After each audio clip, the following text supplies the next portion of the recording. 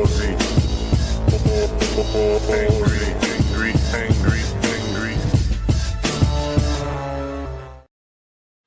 All right. Okay. I actually got here. Let me see. What is everyone else doing? I wonder. Big and wide and tall. Okay, I want the Discord and actually want the Discord as well. Getting stuff ready. Hello, Madam Butterfly. How are you? How has Christmas treated you?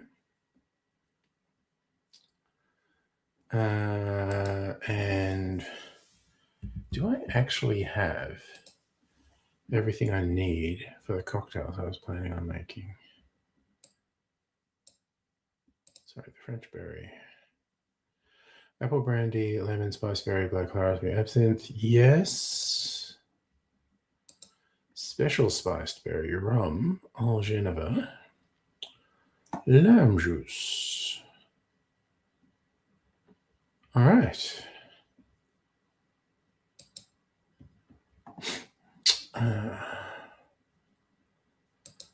Okie doke. Now,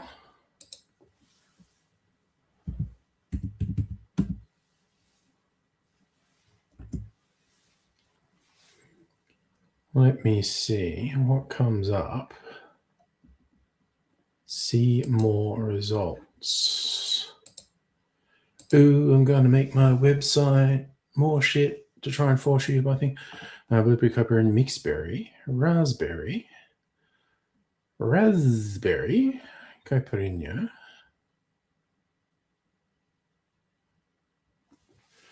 Let's see if I... But...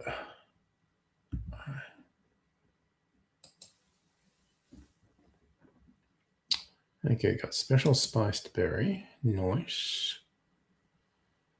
And I'll also just do a search for the French berry. There we go. Just want to look at the presentation style recommendation. Okay, little man liked his presents. You love spoiling the little ones. You're still a legend. For like, was it 10 years ago or more? You sent that big Halloween thing over. My kids were really into it. Okay, so the French berry. Yeah. That's a coupe.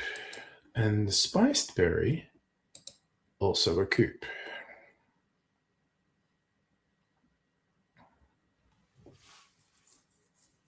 So they're probably going to look the same. That's okay.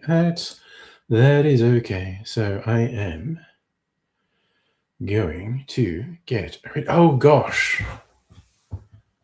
I did get my ice. Oh, my God. I was confused for a second then, but everything's okay. Nobody panic. But I do have to change batteries on my little GoPro. This is where I go, wow, hopefully this other one is charged and I didn't forget to. Or, well, it won't be a disaster. It'll be fine. It'll just be, oh, I have to fix that. Yes, it's charged. Nice. Okay, that goes there. Let's get a couple of things ready.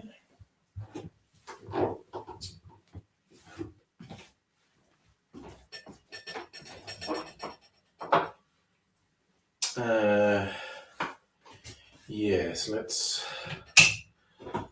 do this. Get it all happening over here. Set strict Sega see. How good's my eyesight from this distance? gosh darn it. There we go. There we go. Hello, Strictly Sega.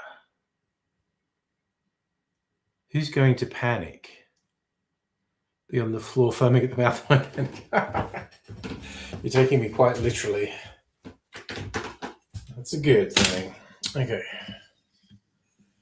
You're such a good thing. Okay, get ready. Made a special syrup for these cocktails. Spiced berry syrup. And I made it a little while ago and I haven't really used it. Been thinking about it for a while. So we'll see how this goes.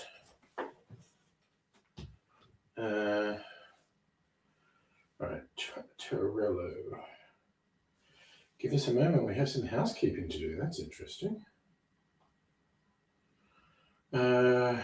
French berry. I'll make that first. Why not? Black raspberry, which is in here. No, where is it? Special one from a local distiller. Is that it? Okay. Now I've gotten confused. I used it just the other day. Where did I put it? Disappearing into the forbidden cupboard of mystery. No, it's hiding behind a taller bottle. There we go. So what's the other thing I was getting out of here? Just that. Okay.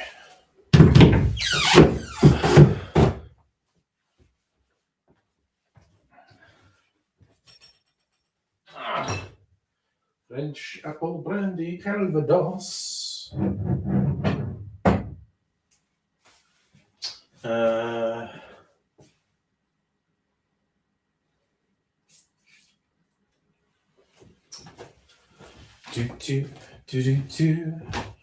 Where did I put? Here's my special spiced berry syrup.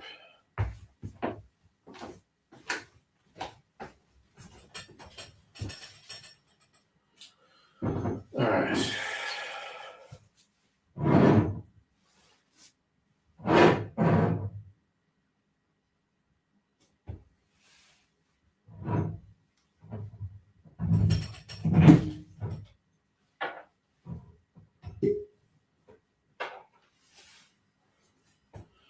We want lemon juice. We want the absinthe and Peychaud's bitter. Also, that out there. This in here. Let's get that there. Okay, so we want the Peychaud's bitters. We want my absinthe dasher. 'Cause I'm a fancy boy and I have an absinthe dasher. Oh, doesn't everyone? Apple brandy, lemon juice, spiced berry syrup, raspberry liqueur. That's going to be covered up in everything. What are we doing just before I go here? Hey, Noog, how you doing? It is super weird that you're in the US, even though you're in the South, but it's still weird that you had a warmer Christmas Day than us in Australia. It's very weird. Okay, I want this light.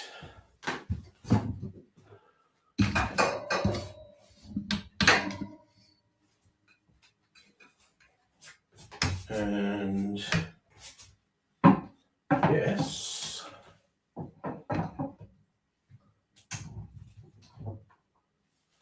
Right. Got this setting up. It's taking a while, isn't it? I love the ringings. That's where you've got good quality glasses. When you team them against them, you get a really nice ringing sound. Okay. Gotta get a couple of cherries ready for garnishes.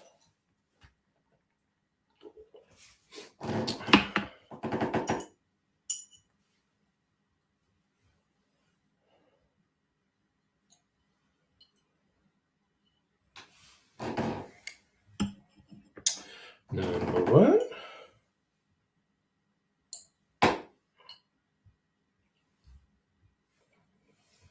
Number 2. 1, 2. Buckle my shoe, as they say in the classics. Friend from Atlanta. What state you're in, if that's okay. Madam Butt. What an abbreviation, by the way, let's quickly say, yeah?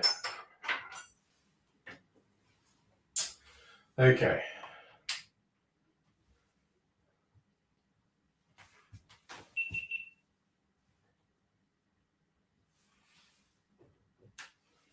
All right, I reckon we're ready to giggity go. Let's make the first one. Okay, we're going 60 mils of apple brandy.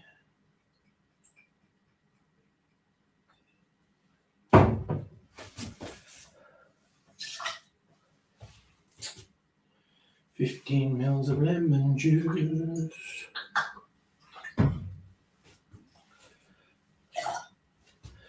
10 mils of my spiced berry syrup.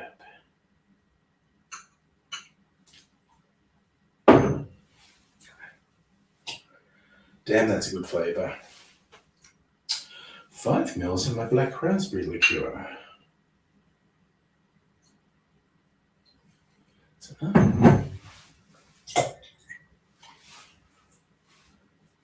2 dashes of absinthe. Giggity. God, now that's gone. This is going to go such a gnarly color. 1, 2 dashes of Peychaud's bitters. This is going to go such a. I should have used my other absinthe, honestly. Okay. So we are going to chill these glasses.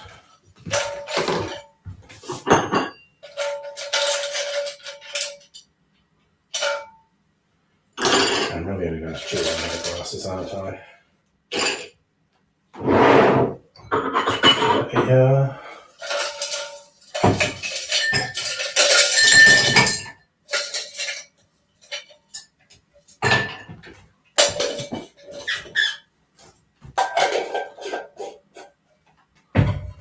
All right.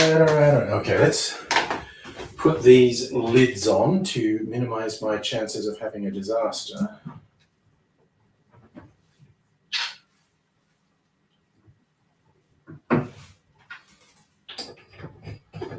Okay.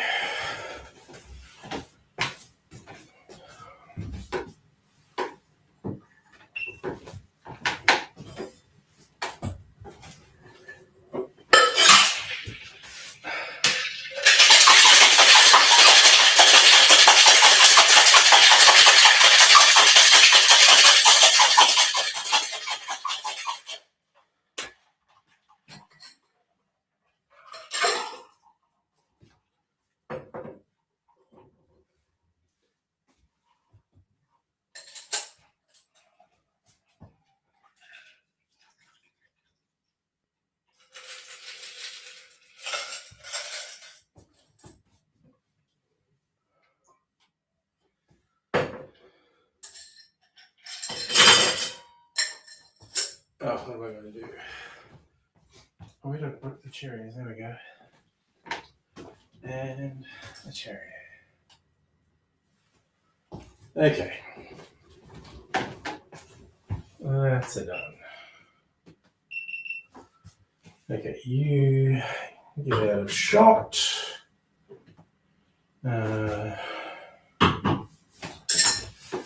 You get prepped.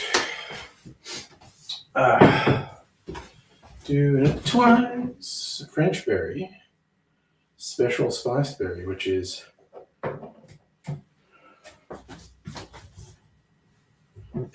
these are just going to be too cluttered if I don't put these away. A.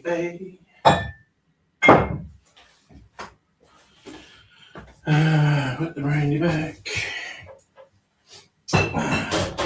There's space on the brandy shelf there. Okay, duly noted. What do I want? Rum. Just going to use Bundy. Special Bundy, though. Geneva.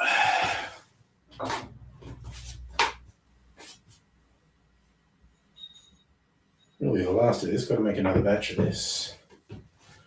Geneva and lime juice and the spiced berry syrup. You can go away. Okay, let's get everything ready. It's interesting. This one does not have bitters. You can go back. And I can shut.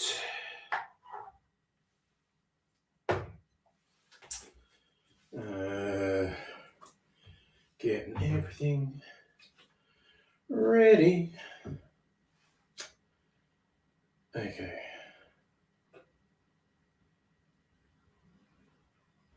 Yep, we are ready, I think. Let's just give ourselves a head start and pour this rum. So 45 mils rum.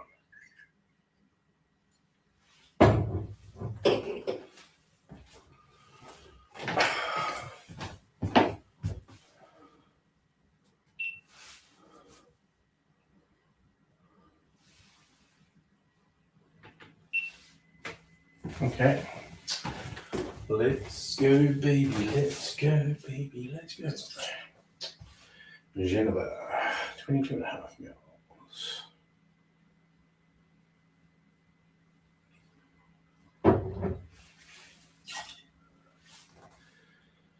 $15 mils of lime juice. That's lime juice, fresh. And 15 mils of spiced berry.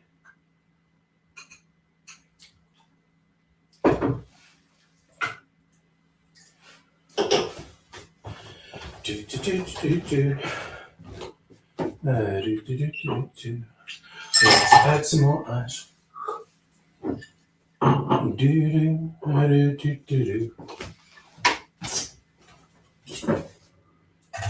All right. Let's put some lids on. We like to avoid disasters wherever possible. This is not really happening. Okie doke. Yeah, let's frickin' go. Okay, shaking our little booty right down to the ground. Wait, that's not going. Fuck you, you fucking fuck. Oh man, I would have been so pissed off if I didn't catch that. How did it get to photo? Oh god, have I fucked everything? Swear to God. No, I saw the counter before. I think it was fine.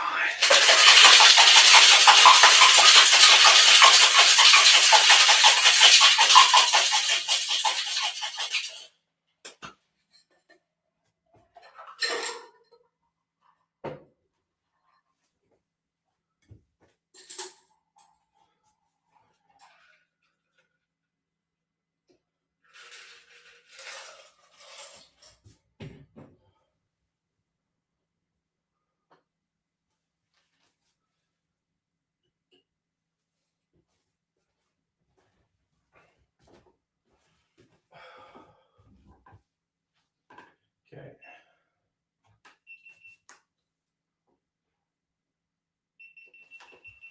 Got to do with them now. Neither of these look very, very-ish. Alright, I'll do a thumbnail anyway. With this sneaky feeling I might end up remaking these. Maybe tomorrow night. But I'll do the talky bit. The talky bit.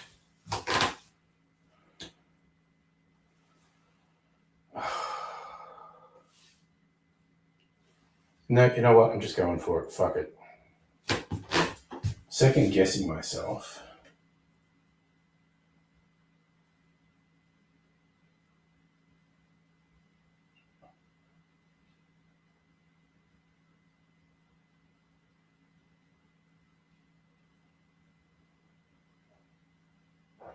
All right.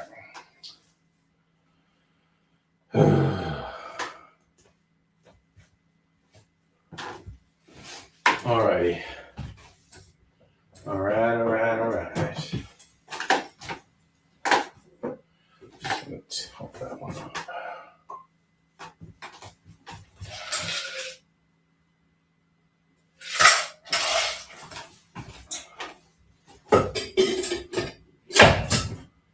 Okay. Let's turn this around. How are we all going? How much time have I been faffing around here? 20 minutes. Okay. Another 10 minutes. Five. Well, depending how many times I fuck up the things I want to say. Let's say 10 minutes. See if I stick to that. A few things in the way here.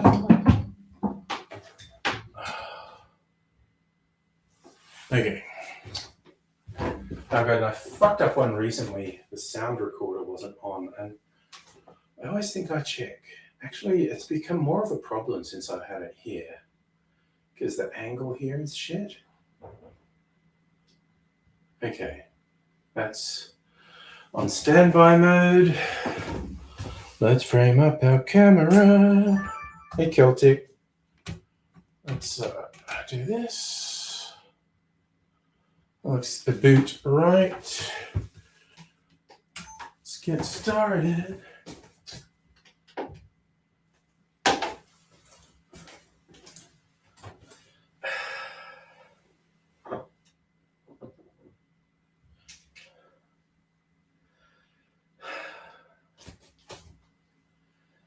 G'day, cocktail lovers. I have two cocktails here that have one thing in common, and that's the syrup in them. A spiced berry syrup. I saw this on the Difford's Guide website and I thought, that sounds interesting. I'm going to try that. So before I taste these, I'll give you a quick backgrounder on how to make the syrup.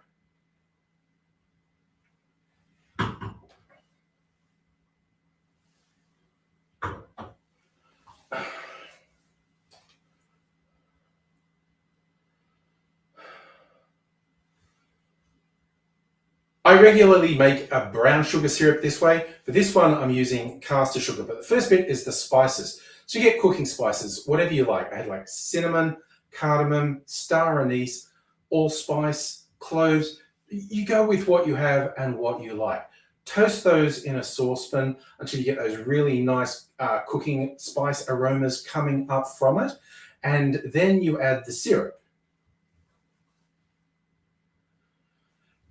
To take a step back, the day before you do that, you want to make the syrup. Use berries of your choice. I actually used a native fruit that grows near me called lily pilly, but you go with whatever berries or berry mix you like. You could use frozen berries for this. Basically, you cut it up, cover it in sugar. I usually use twice the weight in sugar that I have of the fruit. You leave that sit. Overnight is good. The juices from the berries will liquefy the sugar.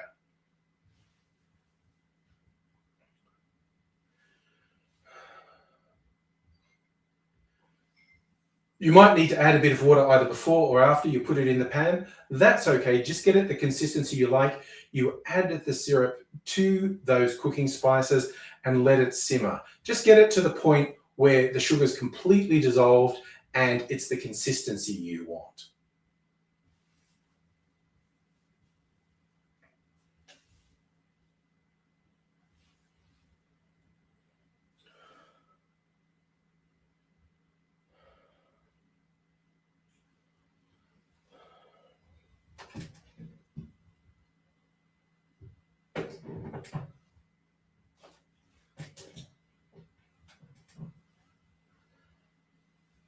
That's how we make the spiced berry syrup, and I did give it a taste test, and it's got a great flavor. Now we'll make the cocktails. The first one is called a French berry, and we make it like this. In a shaker, put 2 ounces or 60 mils of an apple brandy. I'm using a French Calvados. Then half an ounce or 15 mils of lemon juice. A third of an ounce, around 10 mils of the spiced berry syrup. A bar spoon, around 5 mils of black raspberry liqueur, 2 dashes of absinthe, and 2 dashes of Peychaud's bitters. Add ice to the shaker, shake that for 10 to 15 seconds to chill and dilute the drink. I'm straining that into a chilled Nick and Nora glass, and you should garnish this with a berry. I'm using a maraschino cherry.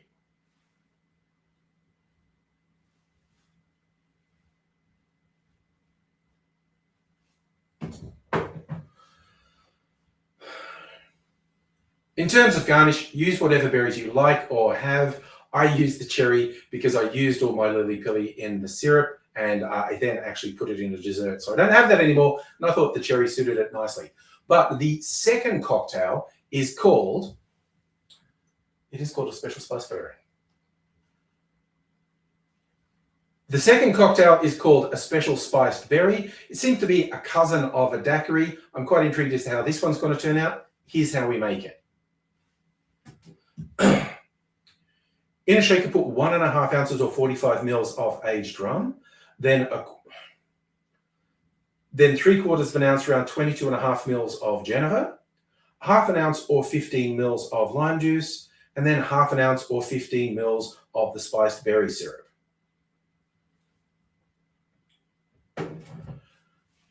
Add ice to the shaker, shake that for 10 to 15 seconds to chill and dilute the drink again, and once more straining that into a chilled Nick and Nora glass, and again I'm using, for a garnish, a maraschino cherry on a skewer.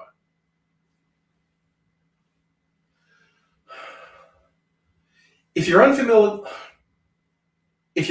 with Genever, it can be difficult to get. It's essentially a version of gin before it was gin. Genever is made from malt as opposed to gin, which is a neutral spirit until the botanicals are added to it. The English changed it up. They liked it. It was a Dutch thing. Oh, we like this, but we're going to change it. So where Genever sits is kind of between gin and whiskey in taste. So there's various ways you can fake that. If you don't have Genever, you could do a 50-50 split of whiskey and gin. I used this barrel-aged gin from Steve the Bartender's Threefold Distilling. This was aged in ex-whiskey barrels, so it's picked up a lot of the whiskey characteristics. I think this is a good substitute for Genever.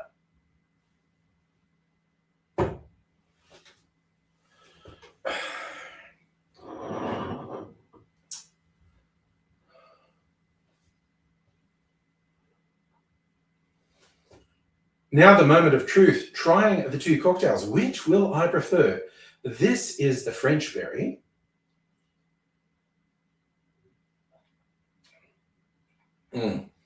Ooh, I like the way the absinthe and the Peychaud's bitters are going with everything in this. This is the special berry.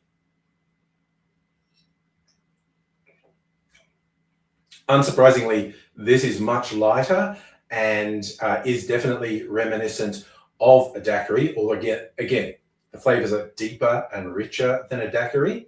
This is almost what a lot of people would call a winter daiquiri, I think, because of the deeper flavors that are in it.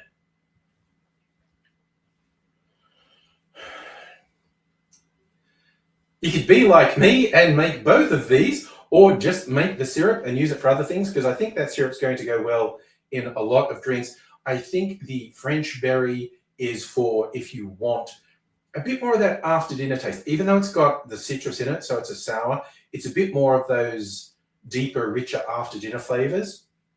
This one is more if you're a daiquiri fan and want to switch it up a bit. So you can taste it. It's definitely the cousin of a daiquiri, but it's its own thing. They're both good, and I am looking forward to using this syrup in a few more cocktails. I hope that gave you an idea for something different for your cocktails as well, not just for these recipes. And I hope you tell me all about it. Come back and see me sometime while I'm having more cocktails. Meanwhile, back on my double fisting bullshit.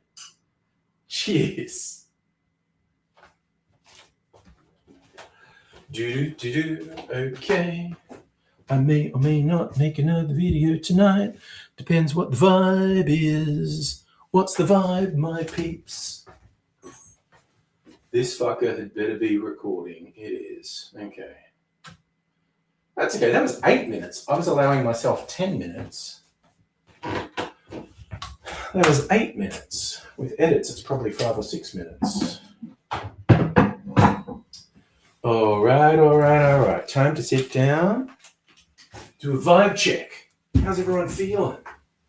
Did anyone have a good time or a stressful time, or nothing happened? What's it like? Okay. Madam Butterfly taking a bath with the toaster plugged in. Okay. Jokes, people. Jokes, I think. Okay. Just for funsies, I'm putting this on ice. Was Strictly Sega having a coffee old-fashioned with Bailey's. Nice. I read the first half and I was about to ask you, ooh, how are you getting the coffee flavor in? And then you told me. Shaboopy. I'm going to put both the cherries on one skewer. Put that in, and you know what? I'm going to put an orange peel in there because I'm a fancy boy. Oh, okay. You've got Starwood's pre-mix coffee cocktail and you added some Baileys to it to make it creamy. Or was it the Starwood Old Fashioned that you added Baileys to?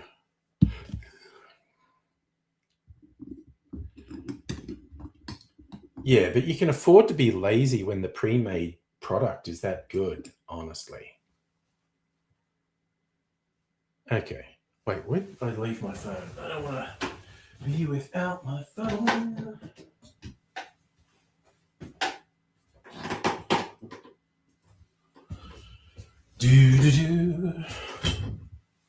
Wasn't plain Baileys. Ooh, which fancy Baileys? I noticed at Dan's there was like, I think 3 different specialty seasonal Baileys flavors for Christmas.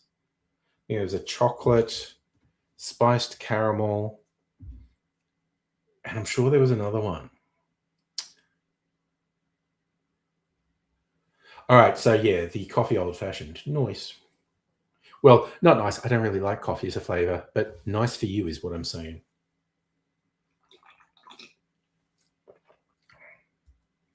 I do like that. Should we say, we're going to say, okay, I'm saying hi to Phil because Strictly Sega says I should say hi to Phil. And if Strictly Sega says Phil's a guy to say hi to, I'm taking that as word. Phil, g'day. Celtic VD's mum said he's in hospital. Alcohol poisoning. Wow. I mean, hopefully, like that's a bad way to be, but it would be good if he was put in some sort of rehab as a result of fucking presenting to hospital like that. You like that? Ah, spit. I panicked for a second because I think we were, who was I having a conversation with? Was it you, Charlie, about catching a knife? This is not a knife. This is not going to hurt me.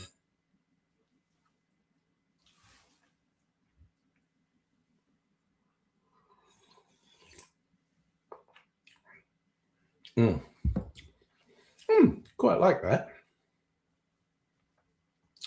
I haven't made a longer form video for a while because I was so far ahead with the longer form ones that I was just trying to catch up with the short form ones. But I have just several ideas for longer form videos. Yeah, maybe I should just upload more. Still uploading 3 videos a week and I'm so far ahead. No, the dad reflexes betray me. Fortunately, it wasn't a friggin' knife. It was just my cocktail skewer, which, look, admittedly, it could poke me, but it's not, I can't see it doing a lot of damage.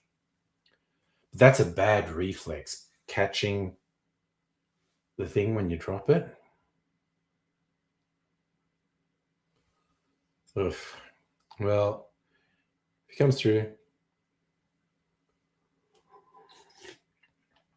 Strictly Sega. Okay.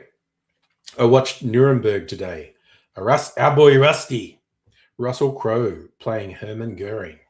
And it's obviously about the Nuremberg trials. Historically, they focused somewhat on Goering because he was second in command to Hitler. So, you know, Hitler offed himself, as all Nazis should.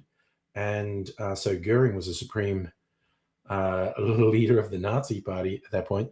So the whole thing, for those who don't know, what do I have Harry Potter glasses on? I was experimenting with some of my older glasses, basically.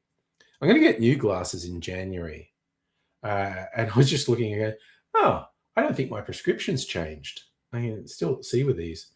So these, I don't know, these are probably 4 or 5 years old. But they are fairly Harry Potter, to be fair. Yes, so the Nuremberg movie, very good. Real showcase for Rusty. Yeah, no, I am going back to smaller frames. The last 2 years, I had bigger frames, and I don't think they quite work for me. So in January, when my private health insurance kicks in again for the year, and I get money back for optical, I'm going to go get another pair of glasses. Like, look, okay, technically I don't need them because I've got a bunch of older ones. Bigger frames look like an old car. Neat. Yeah, but I was also just something about the lenses and not sitting on my head right and not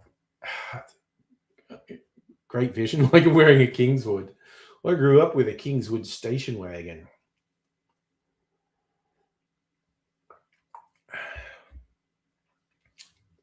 And that's pretty. I love the anise flavor that comes from putting just dash of absinthe, dash of Peychaud's bitters. It's nice. Yeah, so I'm just going to see what frames they have these days, but it will be like probably no bigger than this. Certainly not the big chunky ones like I had this year. Okay, rating out of 5 for Nuremberg. I think it gets at least 4, honestly. Rusty, like as for showcasing Rusty, 5 for him. Overall, a 4. It makes me think movies like that, like, wow, okay, playing a Nazi, what a challenge for an actor, something that a good actor and actually possibly even a bad actor would relish, because I think the challenge with playing a truly awful character, it doesn't have to be a Nazi. There are lots of truly awful characters in movies. So if you're an actor playing a truly awful character, the challenge is, how do I play this with integrity?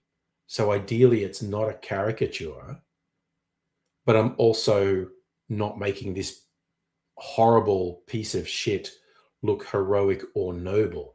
And that's such a fine line with Rusty doing Goering, because Goering was a fucking narcissistic egomaniac. So Goering considered himself a hero and a great man. So the challenge of playing someone who sees themselves as a hero and great man, but who's absolutely a piece of shit, and playing that character with integrity, that's when you bring it out. I think the only bigger challenge is a German actor playing Hitler, and the biggest one I'm thinking of is Downfall, from what was it, 10, 15 years ago? German actor Bruno Ganz playing Hitler. And that, as a German, the extra weight on that, that's I think about as tough as it gets for an actor, being a German actor playing Hitler. Guilty, cast the finger. Look, I'll show you how far it bends at the moment. In fact, I should do my exercises again. See, exercise 1, the duck, where I'm bending from the top knuckle, keeping the finger straight, bending from the top knuckle. 4, 5, 6, 7, 8, 9, 10.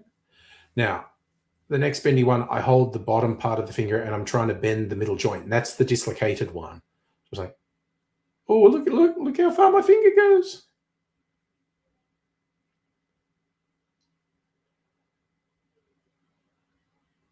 Might not look like much, but that's an improvement from a week ago. It was just, first time I went to the hand therapist.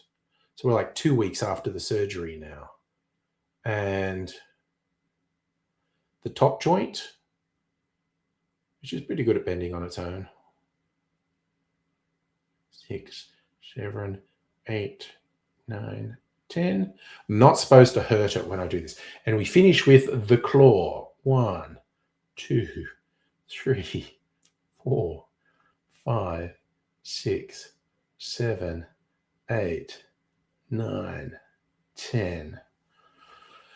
Okay. And I'm going to do the change the dressings on Sunday, see how gnarly it looks. But if I'm going to fix my vision by getting naked.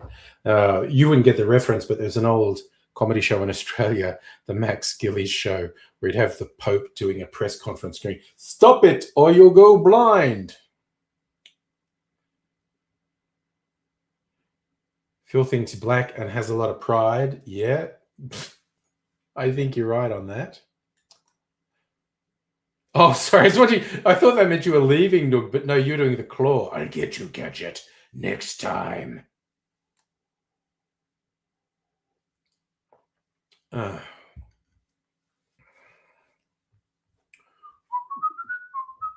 I've got the Inspector Gadget theme stuck in my head. God, that was a weird show. I love it when kids, even innocuous kids' cartoons, and Inspector Gadget was fairly innocuous, but you think about it for 5 seconds, weird as fuck. Like Don Adams, who was Maxwell Smart, doing the voice for it. Thanks, Celtic, for the vote of confidence. I think a lot of people are going to run screaming in terror if I wander around naked, but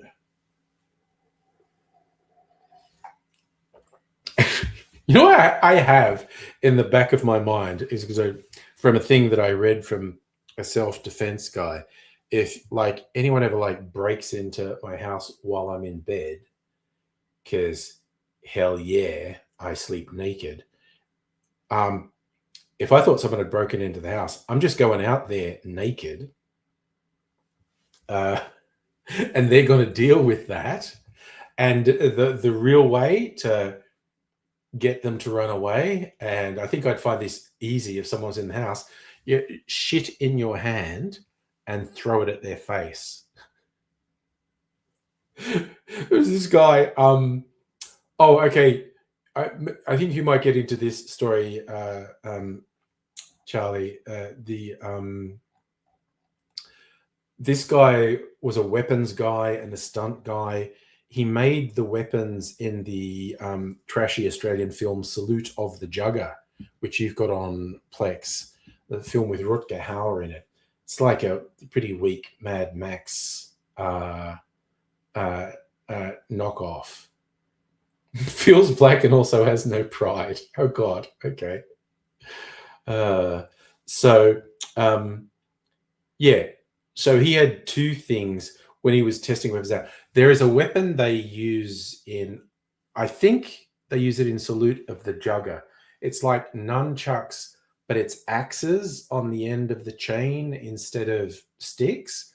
And he actually made that and practiced with it for ages and said like he fucking cut himself so many times. But the first time he did it, it was with knives. And so he practiced, cut himself heaps of times, but he practiced until he could swing this knives on the end of chains around really convincingly. And he just went, I think this would be pretty scary if you whip this out on something. So he lived in King's Cross, I think, and he went to the park in King's Cross, which is seedy as fuck. And this was in the 80s when it was it's probably less seedy now. In the 80s, it was seedy as fuck.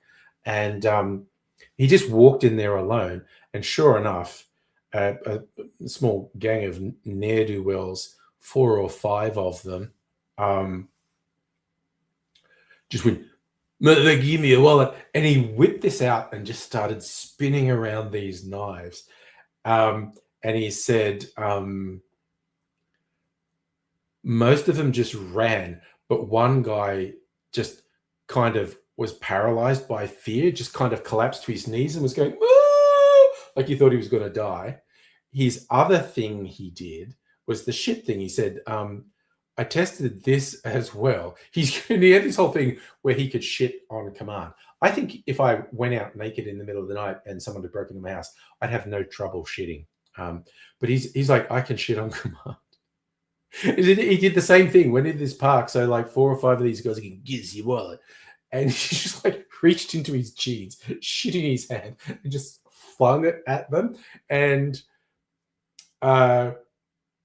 most of them ran. Is like one of them who like seemed to have got it in his mouth, and was just doubled over vomiting. It was really effective. So when screen actors go into voice acting. Yes, Luke Skywalker being the Clown Prince of Darkness. For a lot of people, Mark Hamill is the best Joker. A few different people have been the Joker in animated things. Hamill's done a bit of voice acting. He's quite good at it.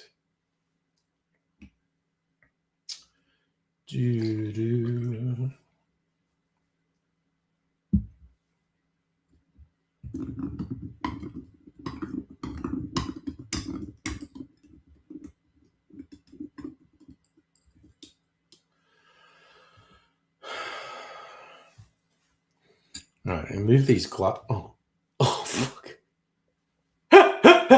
Okay, the cocktail skewer fell out and flipped, and the way it hit my thigh, for a second, I expected to see the point sticking out of me. It just like was really, but it didn't stick me. So, hurrah!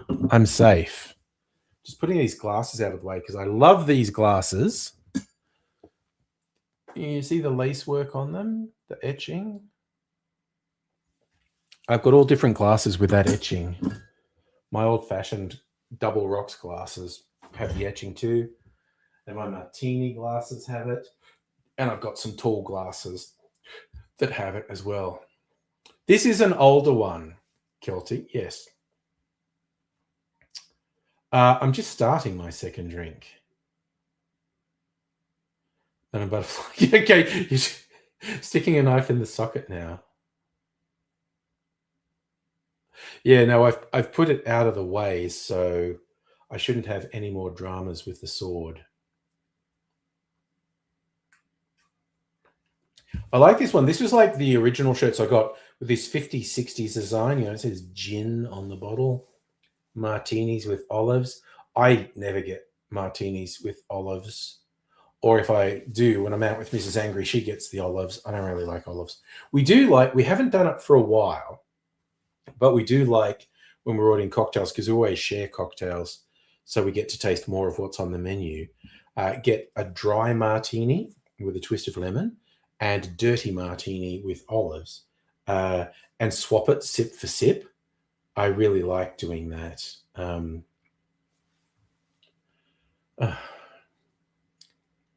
Okay. Will I make another cocktail video?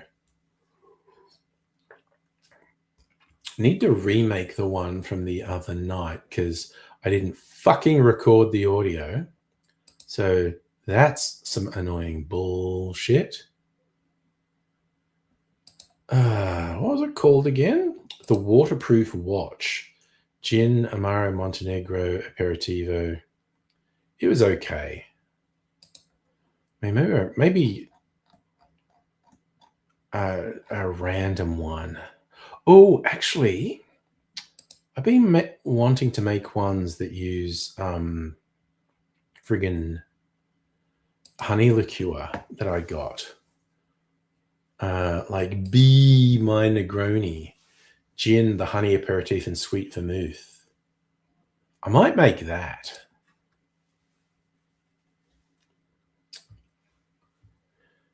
Another drink for... Oh, Phil's actually with you. Cool. I wasn't sure.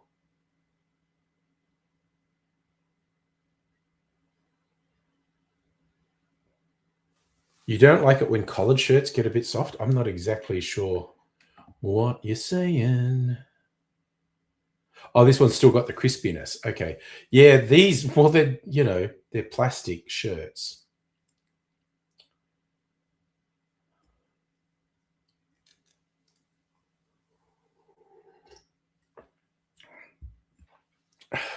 I'm somewhat of a favor of collared shirts to be, yeah, these hold their form pretty well. This is years old, this shirt.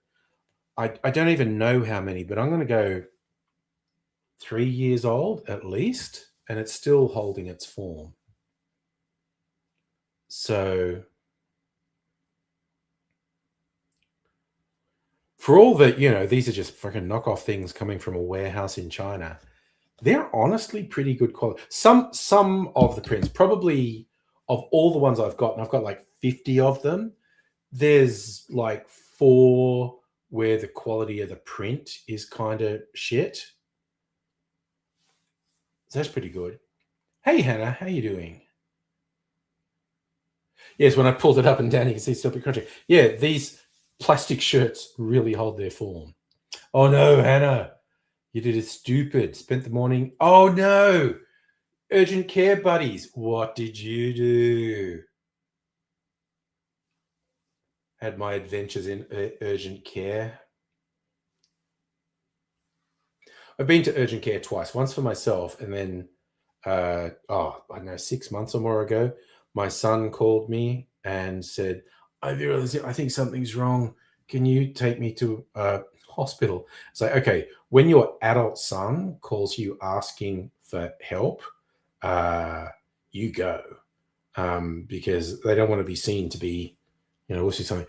But then on Mrs. Angry advice, we went to an urgent care center, and they were like, oh, we waited probably I think it was less than an hour, which is way better than casualty. And they were like, we don't know what's wrong with you. You have to go to casualty. So then we were in casualty for like 6-8 hours, and nothing was wrong with him, but preferred to take the precaution.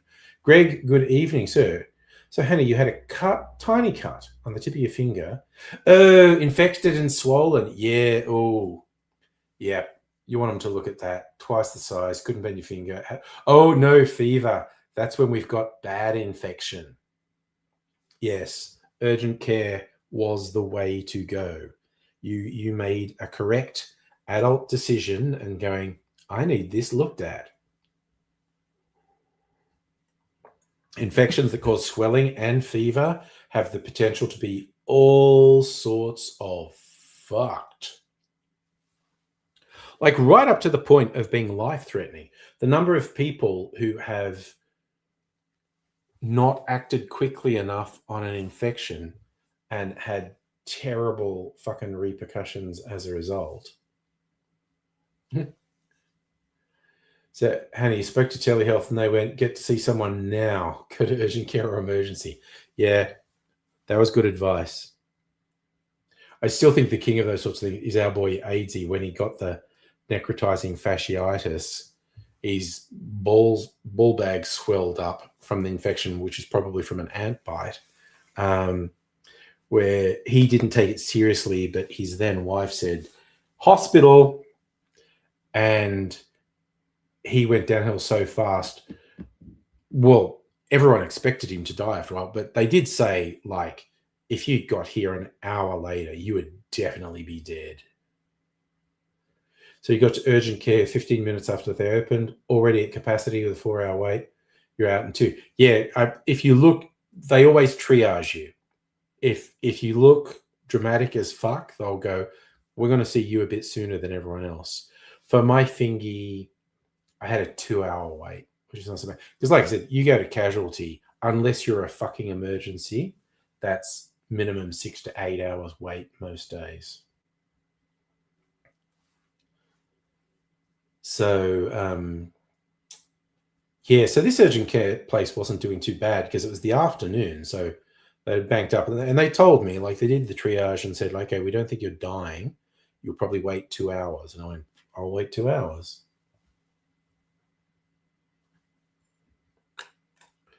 Because yeah, when I went to casualty with young Mr. Angry, it was like 6-8 hours. Like Jesus.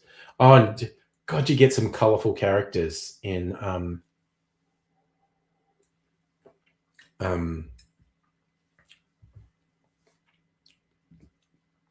casualty. So Andy, you knew it was serious when they turned away the person in front of you and said to you, putting him on the list. Yeah. Like when young Mr. Angry was a bebe, thought he had a cold, but right at night and he couldn't breathe. Like he's in a crib near our bed. And so we went to casualty in the middle. I was like, maybe wait till morning and see if he's any better. But his mum, rightly, this is where I got to go. I was wrong. She was right. Go to casualty and in line at casualty, and I'm holding baby, going, and someone in front of us in the line was carrying on a bit at the triage nurse, and the triage nurse said, "You sit down, wait." And the person going, "Oh, what?" And the triage nurse is going, "Sit down." And then the triage nurse finally said, "You need to step aside. The person behind you has a baby who can't breathe." And yeah, it turned out he had croup, which can be incredibly serious. And so I went with a doctor, and I think they were giving him steroids. They gave him a couple of rounds of treatment, and I think the first two didn't really help very much. And then they gave him another round, and the doctor said, if this doesn't work, if this doesn't provide him relief, if he doesn't start breathing easily, he's going to go into intensive care. He's going to go into humidity crib, maybe, need oxygen. I was like, oh, okay, fuck. But the third round worked, and we just stayed under observation for another hour or two. Then we went home. So, I spent the entire night in the fucking hospital, basically. And a butterfly, gonna eat cookies and glue. Gotta go get some milk. Yeah, ask ChatGPT, how much glue should I put on my cookies to make sure the chocolate chips don't fall off?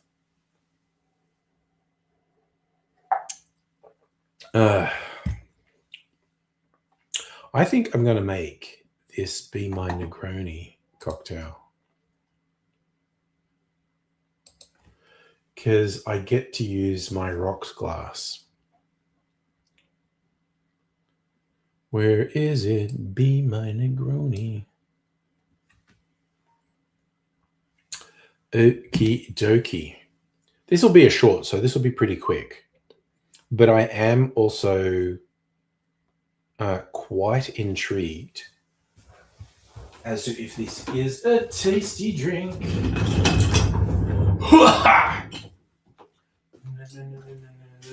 Good God.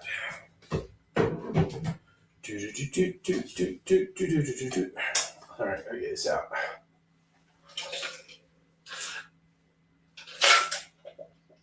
Oh God, I fucked up here. I really fucked up here. I've made a dumb move. Okay. I need one of these glasses to pour the ice into. There we go. There we go. Just doing my Neil Diamond impersonation. Good Lord. Why did that fucking thing go into screensaver mode? What the fuck is it doing? Okay. Gonna put this in here.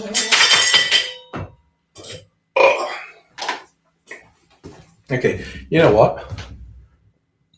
I actually need a pee break. How about I put a video on while I'm having a pee break and making the cocktail, and you could just watch a video while I do that. Get an old Angry Aussie video for your entertainment. Okie dokie dokie doo, my channel. I'm head of the class. I'm popular.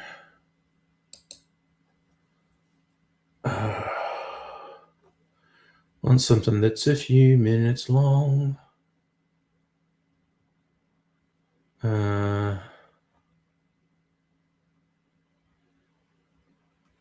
What do we do? What will we do? Does Japan have ass-eating cafes? I mean, that honestly sounds like a good laugh. Toilet break. This was a story that was around at the time. So let's quickly share this.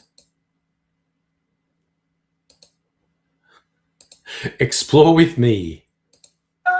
Until the wall crushes you. Or maybe you've got to...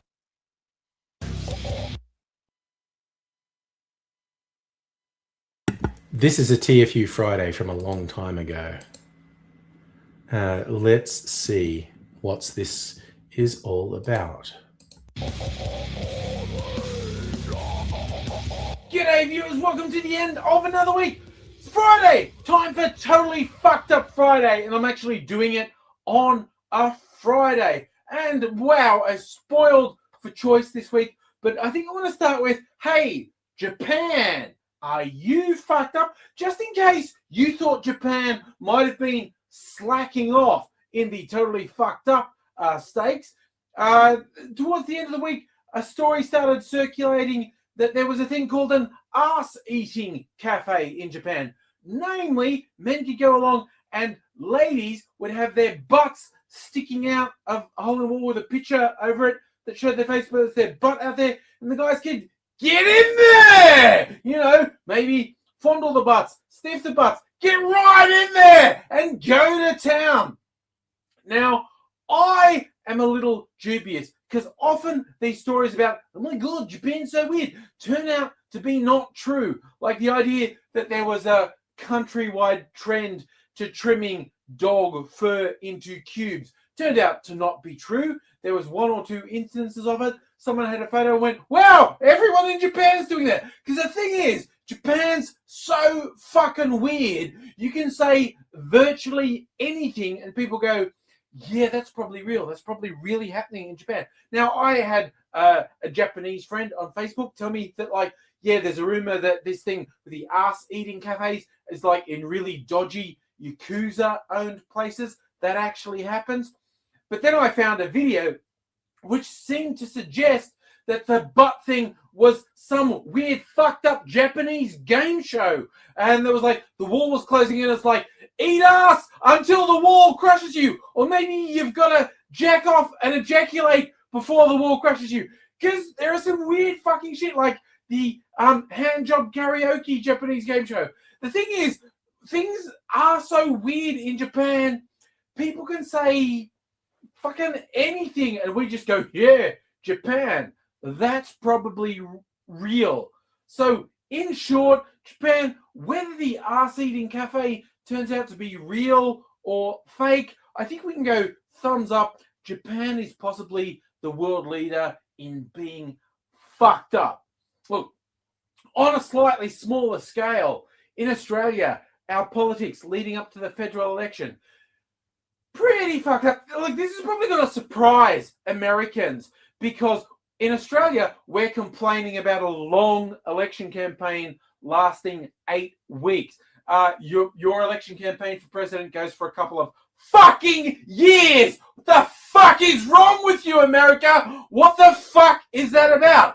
Anyway, our election campaign is trundling along and some weird fucking shit happened this week. Look, one of my favorite people to make fun of is National Party leader, Minority Coalition partner, National Party leader, Barnaby Joyce, because he's a fucking lunatic. He's the one who wanted to kill Johnny Depp's dogs. And this came up again this week because Johnny Depp was on one of the chat shows going, wow, that guy was fucked and that whole experience is fucked. Now look, Johnny, you and bringing your dogs into the country illegally, that was bad. You belittling it, saying, because we have venomous creatures, you said poisonous. I just want to point out, yes, we have poisonous creatures. If you eat them, you will be poisoned. The more dangerous are the venomous, Johnny. Just learn the fucking English language, mate. But bringing in the dogs, violating our biosecurity, is actually a serious thing. Island nation, there's a lot of diseases that are in the Americas and Europe we don't have here. We want to preserve that. So fucking pay attention when your visa documents say, have you got anything to declare? Declare it, motherfucker. But my biggest problem with you, Johnny Depp, is you made Barnaby Joyce seem like he was in the right. Because when you moaned on your chat show about, oh, he looks like he's been inbred with a tomato, and he does, there's no two ways about that. But when people said to Barnaby Joyce, hey, Johnny Depp's talking to you again, what do you think about that? Barnaby Joyce says, oh, I'm in his head. I'm like his Hannibal Lecter, messing with his head. I kind of am impressed that Barnaby Joyce, of his own volition, compared himself to one of the most notorious fictional serial killers in literature. He had the choice. It was wide open to him. He could have called himself anything, but he went, I'll go with a serial killer. Actually, I think that's me. I actually think Johnny Depp was right when you see Barnaby Joyce looking flustered. He is like Hannibal Lecter tomato hybrid. He's a pretty scary dude. But Johnny Depp, you actually made Barnaby Joyce look the responsible party. You were saying this dumb shit, and Barnaby Joyce just went, well, man, I'm fucking with his head. And then when the news broke about Johnny Depp getting divorced, Barnaby Joyce wouldn't lord it over him, just said, I'm not going to make fun of someone whose relationship is breaking down. So, Johnny Depp, when you make Barnaby Joyce look reasonable, you have seriously fucked up, buddy. That's what I want to say. So, you couldn't make Barnaby Joyce look bad. You actually made him look reasonable. Fortunately, Barnaby Joyce took over and he made himself look fucked up by making this ridiculous comment when he was talking to some people about, you know what happened? When we temporarily suspended live animal exports, the number of boat people went up. What he was suggesting, see, Australia exports some beef and sheep cattle to Muslim countries so they can be halal executed with the old throat cut thing when they get to the country. And it's actually kind of fucked. I don't think anyone but vegetarians gets to complain about this because even normal abattoirs are really fucked. But animals get put live on ships, sent overseas, really cramped conditions, and it's really fucked for them. And they get slaughtered in Muslim countries. And it's worth a lot of money to Australia. And it got suspended for a while because it was highlighted as being really fucked to the animals. And Barnaby's gone, you know what? He's basically said Indonesia, our nearest neighbor to the north, biggest, most populous Muslim country in the world, was so pissed off at us for temporarily suspending live animal exports, they deliberately let more boats through, as in asylum seekers, refugees. And even when he was saying this, the people in the discussion said, are you sure you want to say that? Giving you a chance to walk these back. And Barnaby went, no, I'm going to fucking stick with it. That's fucking real, man. And that would be one thing. But the thing is, then Barnaby went and acted like a typical fucking politician. And when he's put on the spot, like, that is a shitty thing that will fuck up international relationships, Barnaby went, I didn't say that. Because he's apparently unaware of how digital media works. When you record someone, you can actually hear it again later. It's like, and again, I just want to stress, he didn't just say this fuck thing. The people he said this fuck thing to said to him, are you really sure you want to say that? And he said, yeah, I want to say that. And then when he was put on the spot, said, oh, I never said that. So, yeah, Johnny Depp may not be able to make Barnaby Joyce look fucked. Barnaby Joyce can do it all on his fucking own, is what I'm saying. And I just want to round out, because opposition leader Bill Shorten had cast aspersions on presumptive Republican nominee for the American presidential race, Donald Trump. He said he's barking mad. Like we don't want anything. Well, the world doesn't want this guy to run America, and that is universal. Like, leaders of countries around the world have said no, Trump would be bad. And our Prime Minister, Malcolm Turnbull, had the temerity to criticise Bill Shorten for calling Donald Trump barking mad. You shouldn't say that. He might be president. Well, Malcolm, first, Shorten was fucking right, and he was understating it. Like, Trump's not barking mad. He's the fucking Armageddon personified. He is the answer to what's the worst that could happen.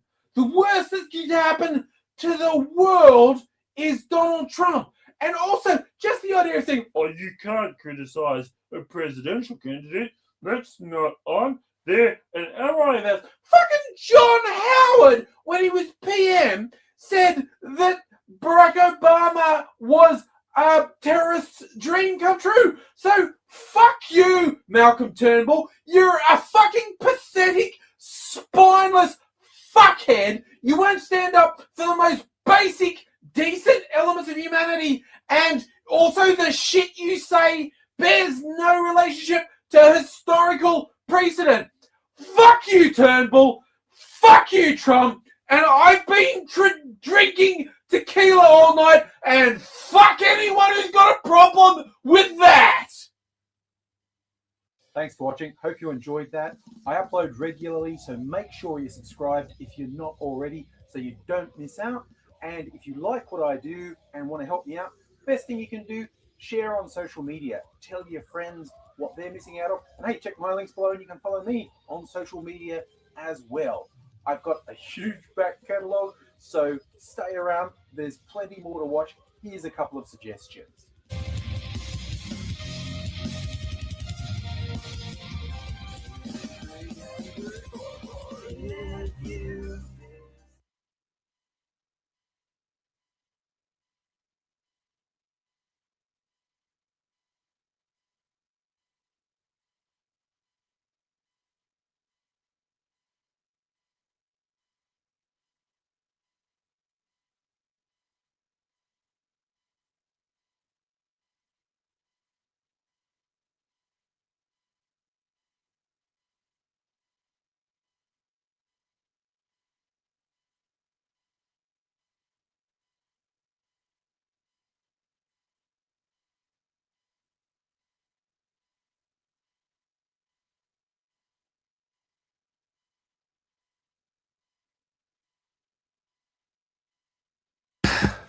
Okay, I saw that's over. I didn't quite get done in time.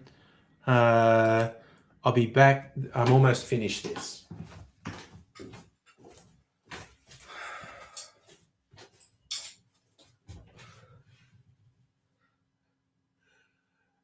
So that's our Be My Negroni. Let's see if I like it more than a regular Negroni.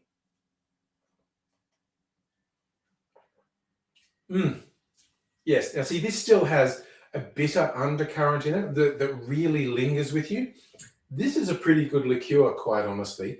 It's at a level of bitterness that I can handle. I guess I've just got a sweet tooth, but this is Negroni that I can manage. So if you've always found Campari too bitter, you're like me, don't let people push you around.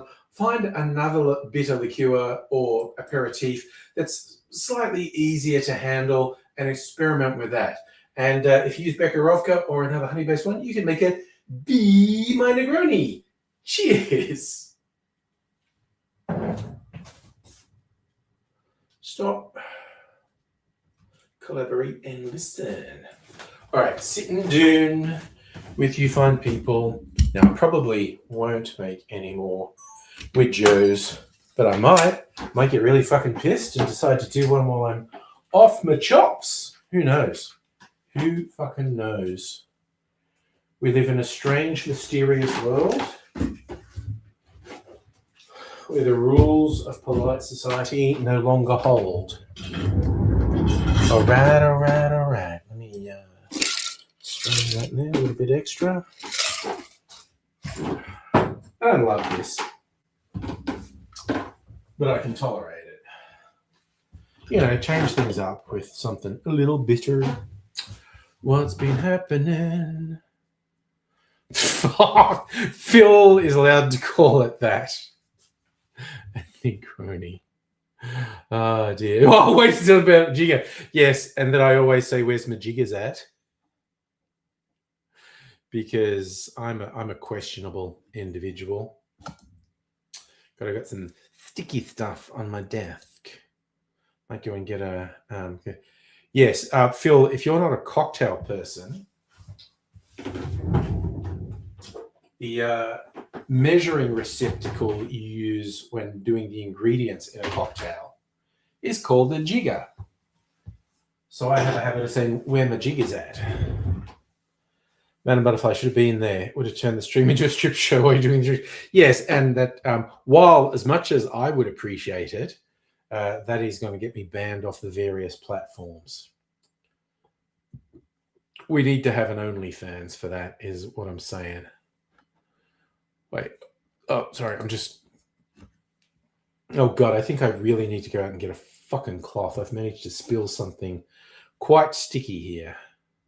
Hang on. This will just take me a minute. I really do have to do it now. I think I'll keep the cloth in case I do it again.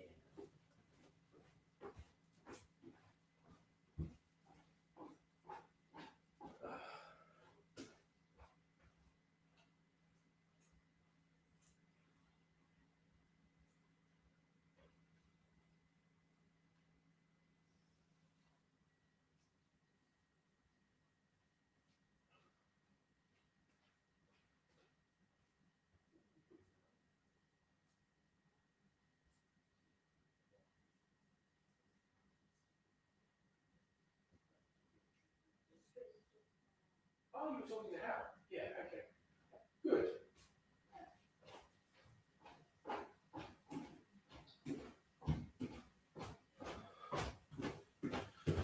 Okay, and I'm back.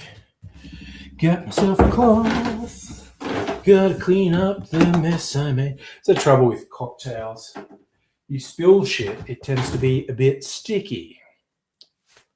Yes, no, get jiggy with it. Definitely.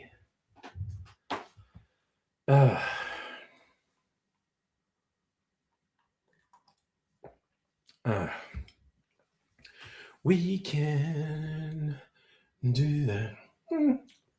Yeah, that's okay.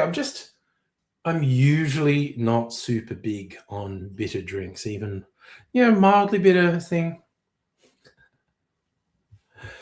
And yeah, I guess I just wouldn't do that to myself. Like, there's nothing wrong with it.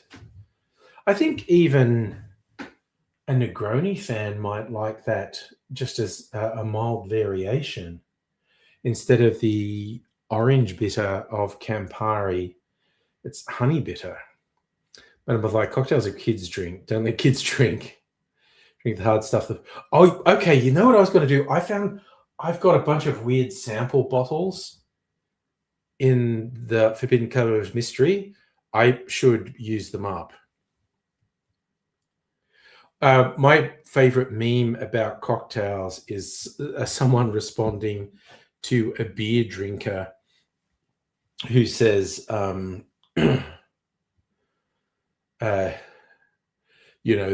cocktails are wussy, and it's going, I don't know what the fuck you think you're doing, but my drink's 2.5 standard drinks and tastes great while you're drinking fermented weeds over there. What I'm doing is all about efficiency. So just fucking step aside and let me have my fruity booze delivery system.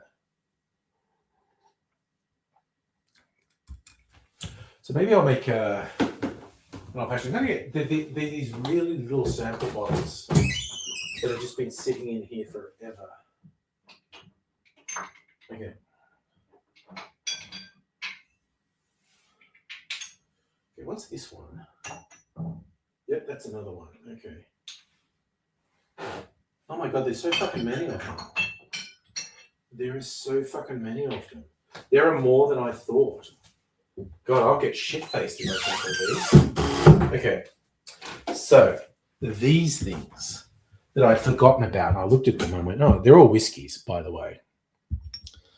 So, if you read this little whiskey sample there, this is Aberfield. Maybe I should do a comparative taste. No, I think I'm just going to fucking mix it. Aberfield 12-year-old single malt from the Highlands of Scotland. Old Old Pulteney, 15-year-old single malt from the Highlands. Lagavulin, 8-year-old single malt. This one is actually empty. Okay, what was in this? Talisker, 10-year-old. Okay, that one is actually empty. This one, Aberlour Distillery, 12-year-old single malt. There's a Speyside Scotch. Glenlivet, 18-year-old single malt, another Speyside. And from local, Bakery Hill, there's a tiny bit of their peated malt whiskey there. And this is I went there for a special event and got this. This is not fully aged. This has only been in the barrel for a couple of years.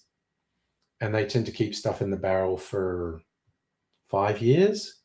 And this is being aged in ex-stout casks. Oh, and it's got some residue. I maybe need to filter that. She can say, speaking of kids drinking, the trailer for the new movie Farkham Hall. Oh, I think I have seen a trailer for that. Of course, big joke, Farkham Hall.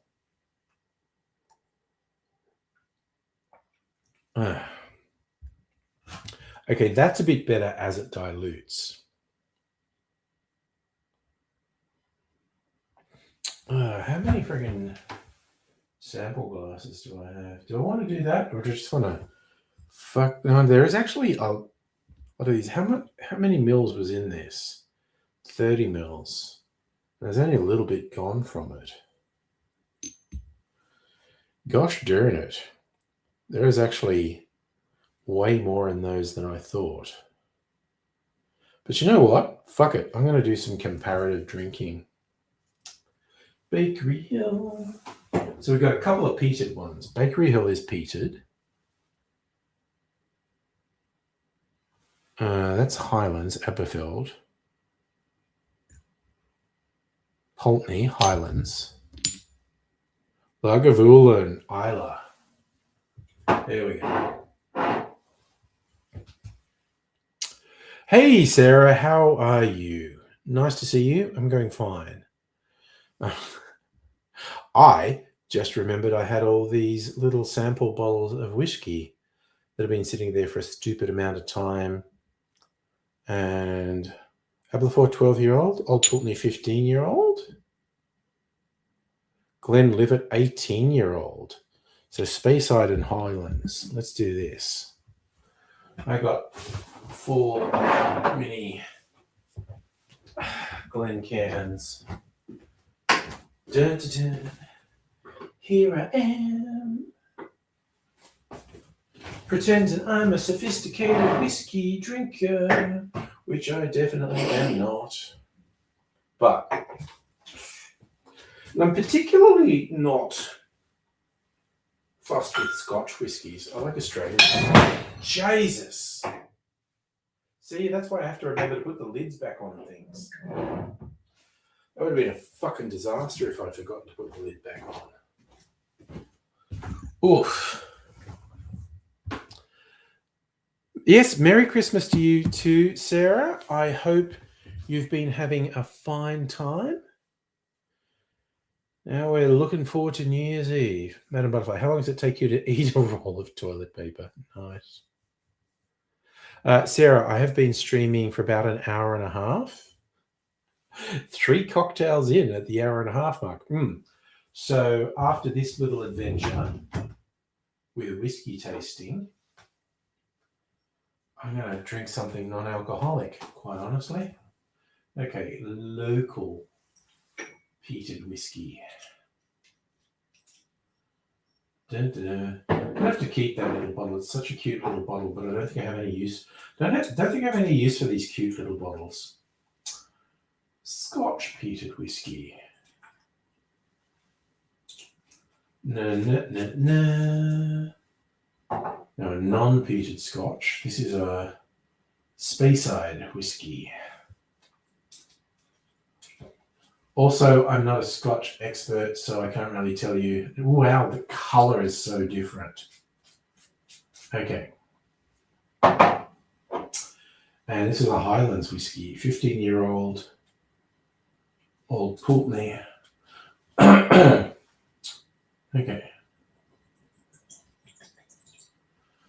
God, the color is so different. Wait, is the peated one got an age statement? Okay, 8-year-old. Just going to show you, just look at the difference in color. This is like a very light yellow, and this is like brown, orange.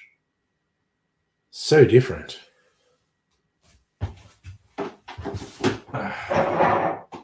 Okay. When we start talking about lesbians.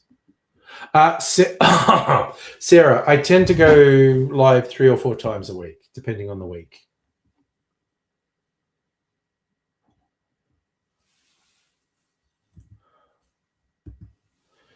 Should we be making silly jokes on us? Who said that? Phil used to be a lesbian, but eat carpet, and you used to chew on a box. Yes. Ha, slang. It's funny. Okay. Now, let's try the local peated whiskey. Madam Buffalo, the day I become sophisticated, the day I have common sense. Sarah, it's like just chatting and making cocktails is my thing. I have a cocktail channel on YouTube. It's not this channel. This is my original YouTube channel where I used to do pre-recorded angry political videos or attempting to be funny. And I stopped doing that like in the first year of COVID, and I just chill and stream now and started a different channel for cocktails. Oh my God, that is so smoky. It's like a really classy barbecue.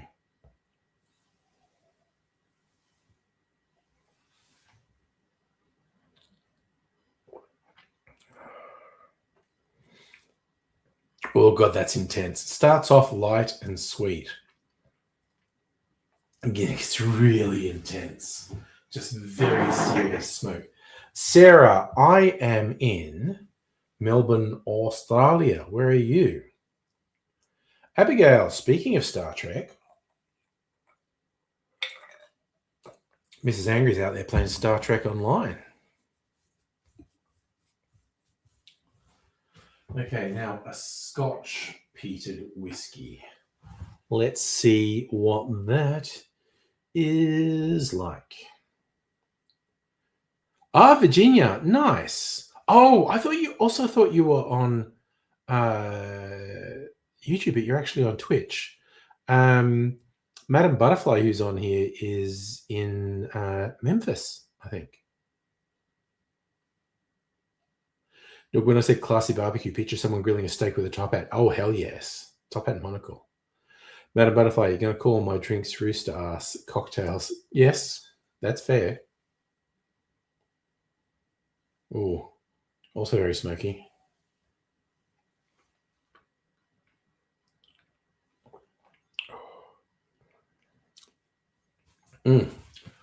Honestly, less intense than the local one.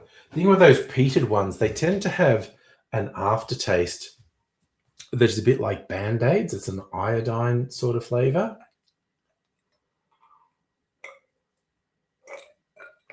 But very, very smoky.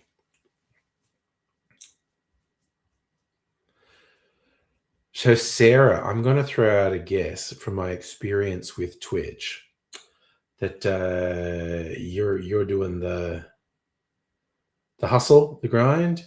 You do art, you do design, and all those sorts of things for streaming channels. Am I right? Am I right? I feel like I've got the Twitch vibe right. Okay, so this is not a peated whiskey that I'm doing now. See what notes I get from this. The others are like barbecue smoke and Band-Aids. Ooh.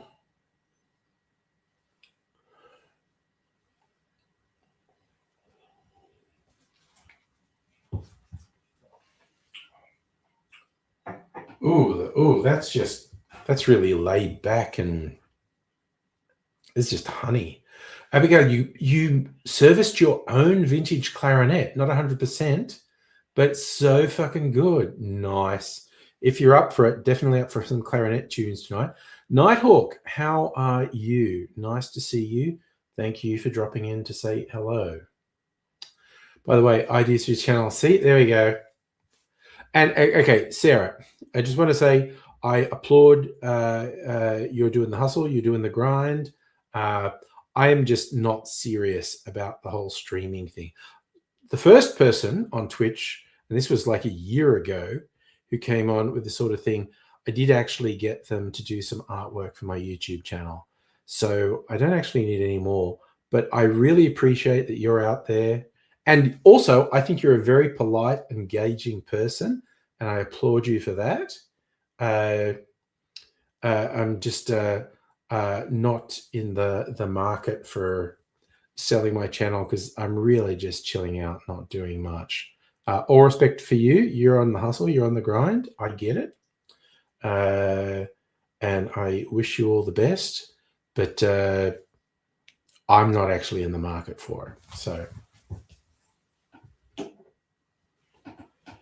probably catch me in 5 or 10 years when I retire and I've declared I'm going to market myself as the oldest live streamer.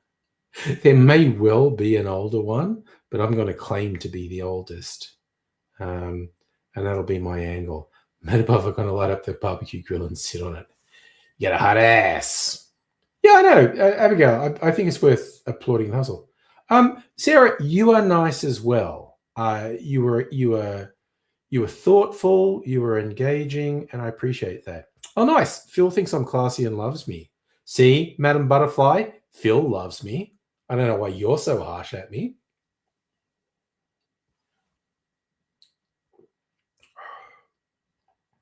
That's really smooth and light too.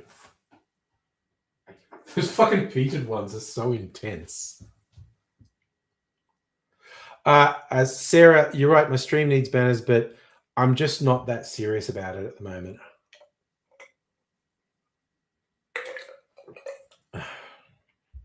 Game, respect, game.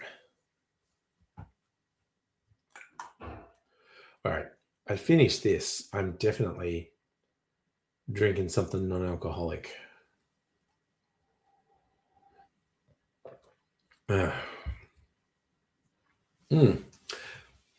the thing with bitter drinks. I like them more when they dilute a bit.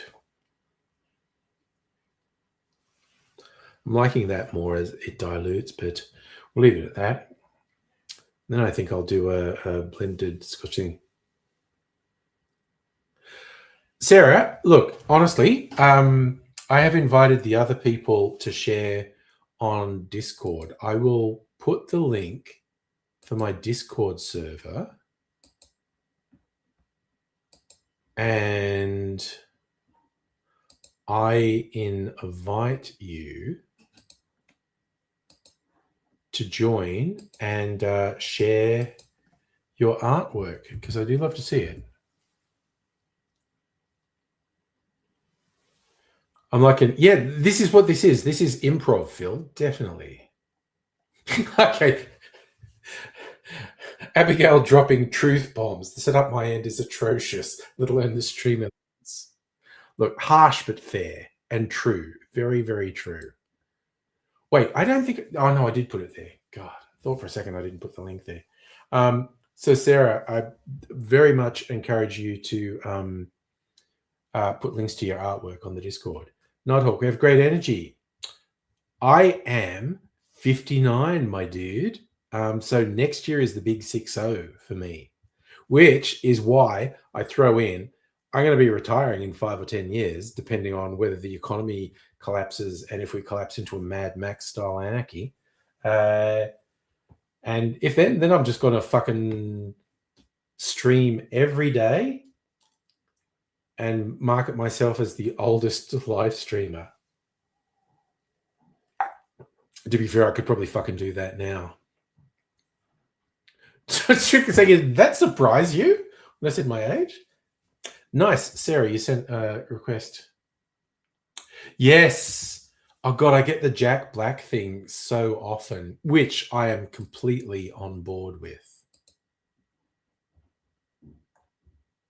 Oh, God, how does this shit with, well, Sarah, yes, you are welcomed as a friend.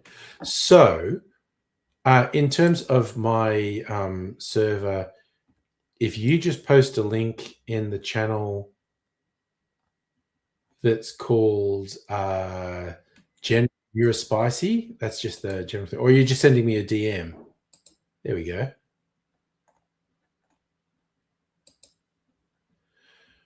But yeah, just so the other people in the server can see it, if you post a link to your work on the General Neurospicy. Oh, neat. Okay. You know what? I'm gonna share it with everyone now. Okay, let me do this. Let me do this. Oh, I do it. Metabella, you're not hard on me, but I'm doing it. I'll tell you what.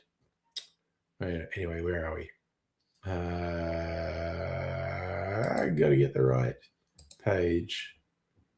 Okay. So let's look at some of Sarah's art. That's the wrong page. Where am I? Here. Okay. Chromosphere available for hire. Animations, banners, overlays, emotes, logos. Okay, you're saying I need banners.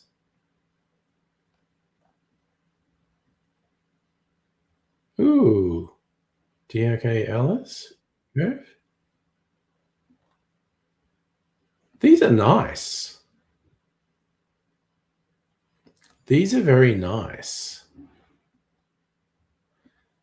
And I like that you're able to mix things up. Oh, look at pixel art.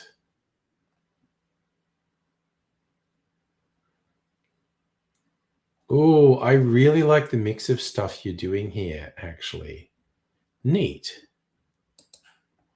Also, I'm going to have a look at the animations because we're here. Where are we? What's this one? Oh, yeah, okay. That is a very Twitch thing. Yeah. Nice. What's this one? Nice.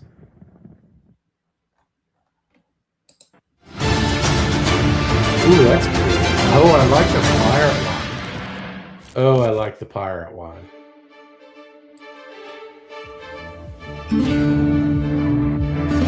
Oh, these are great, Sarah. I really like these. Rain, how are you doing, man? And Pat, which is only been out of a couple of years. Checking out memes? No, please don't throw darts at me, Madam Butterfly. Oh God, you put a bunch of memes on there, did you?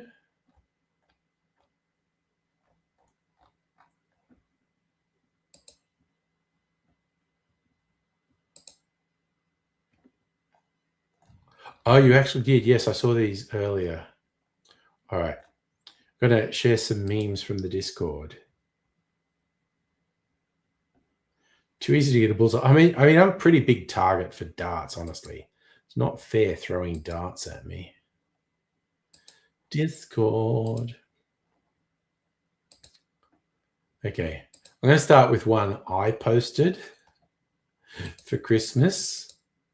Lee Carvalho's putting challenge. I love you have to know The Simpsons. I love stuff where you have to know the reference or the jokes are funny. Yeah, I suggest a low-key holiday. You have chosen drunkenly airing out years-old grievances over dinner, which I like. That's from Strictly Sega. That you're all waiting for, releasing the Epstein files. Yes.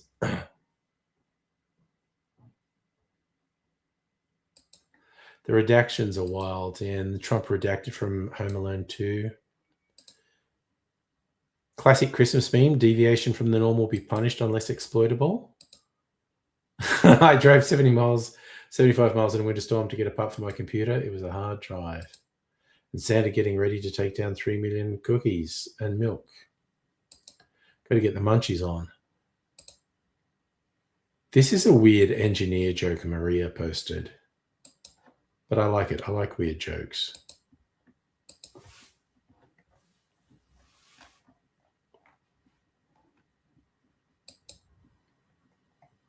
Nighthawk, why you have angry... Oh, okay. Dude, okay. So this goes back literally 20 years. I was on YouTube in the first year of YouTube. Not straight away, but within the first year of YouTube being a thing. And I would do funny videos where I would be disproportionately angry about things. And as years went by, I became more and more political. I stopped doing those videos like in the first year of COVID because I just thought everything was fucked up and whatnot. So now I am very chill these days. So there we go. Second largest set of calipers you've ever seen. Happy Christmas to you, Pat. Honestly, Madam Butterfly, my stomach is pretty big, and you could hit me with darts without doing any real damage. And yes, all the fucking costs of RAM and etc. and whatnot. Rain, what meme did you post on Discord? Let me have a look. I'm pretty sure I did see it.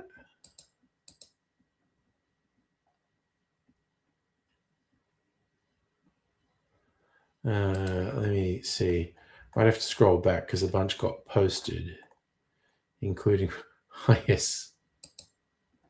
This is a very seasonal joke, which I like. Are you a naughty boy? Yes, I fucking thought so. On the naughty list. Thought you were getting some BDSM, but Santa's just punishing you now. Suffer, Ashes, daytime. See, so you're saying sports stuff. Okay. Yes, Sarah, thank you for all those links, by the way. I do appreciate it. And but if we talk about big targets, I get to throw darts at your ass.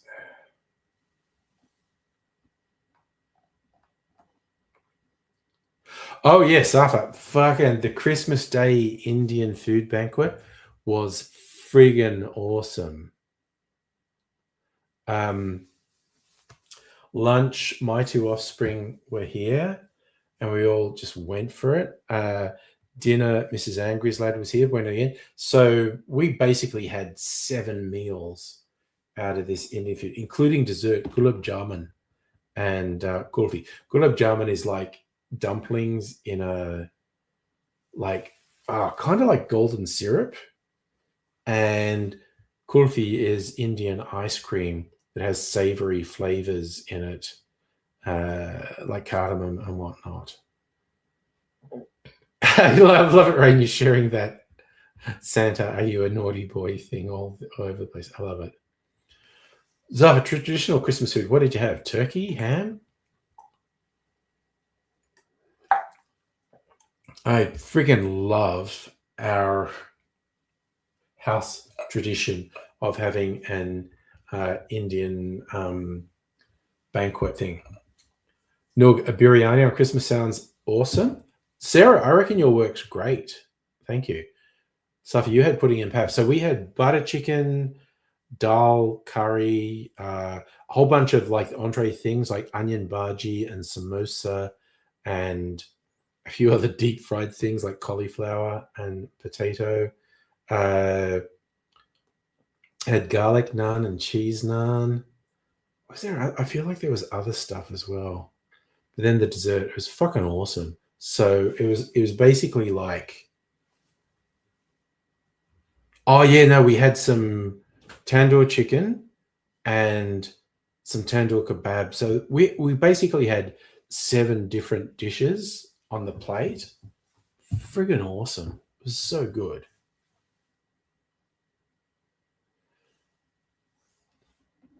So you're going to type in Discord, which I like most.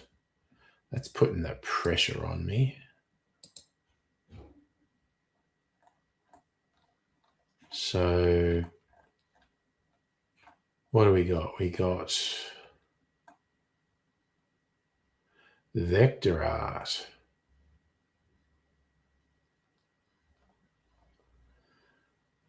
Half body vector art.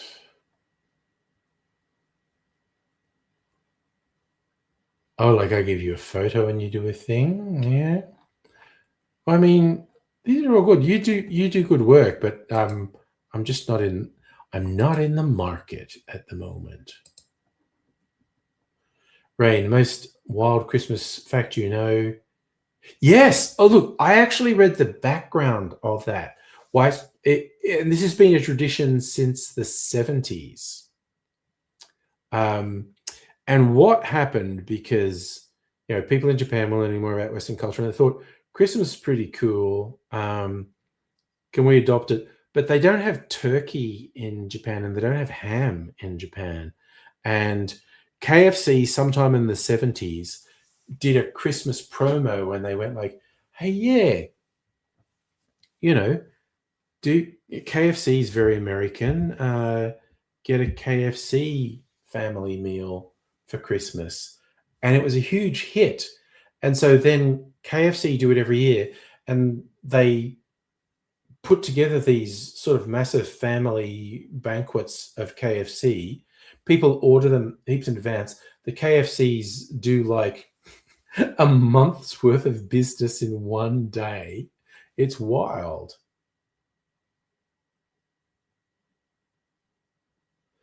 So if your neighbor was shouting at 4 a.m., the fuck was that about, dude?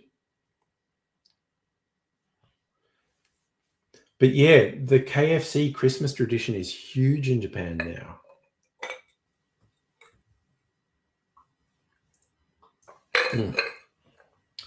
Okay, I had my ginger ale in here the other night and I didn't drink it, so I'm going to do it now. What are we creeping up to the 2-hour mark? I've been drinking too much alcohol. I won't last very long at this rate.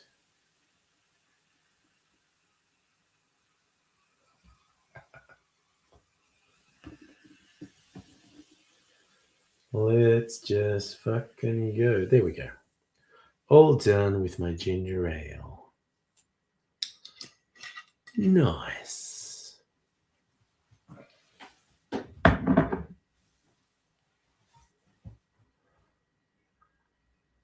So was everyone drinking cocktails? Not so much. I made Mrs. Angry one cocktail on Christmas night. I made her a fluffy duck tonight because that's like a traditional English Christmas cocktail. And we had eggnog as well, my aged eggnog. Thank you, Alton Brown, for the inspiration. Because it's mostly gone now. So I'm going to make another batch eggnog this weekend to bottle it and age it. It's duck season, rabbit season. Thank you, Sarah. I appreciate you're out there. You're doing the hustle. You're doing the grind. Wish you all the best. But yes, there would have to be a significant life experience change for me to want to kick it up a notch. Like I said, retiring, which probably won't happen for 5 or 10 years, or, winning a lotto or something, I don't know. Suffers no Indian food left. By dinner on Christmas Day, we'd eaten 90% of it. I think Mrs. Angry had a little bit left that she included with some veggies and salad the next day. But we just friggin' went for it. It's like initially, it was more than $200 worth of Indian food, but we got 7 meals out of it. So it's like $30 for a really top quality Indian meal is a pretty fucking good deal, quite honestly. Bad and Butterfly, you on and off moody for Christmas Day? Thought about changing your religion? Well, any religion can mark Christmas if you're a Western country. Oh, Abigail, you should message me about New Year's Eve. I do not have any hard and fast plans. She say you're taking shots to your mouth all through the stream. Why not?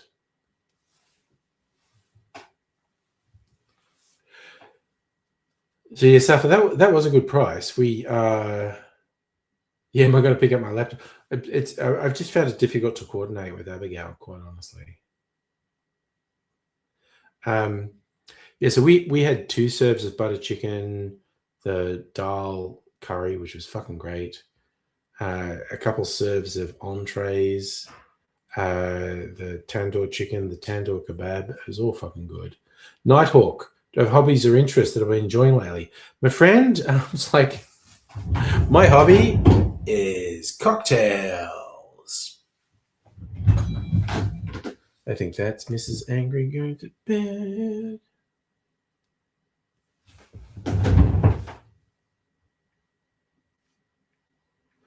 Here's me trying to maintain a conversation while typing something that's not my conversation.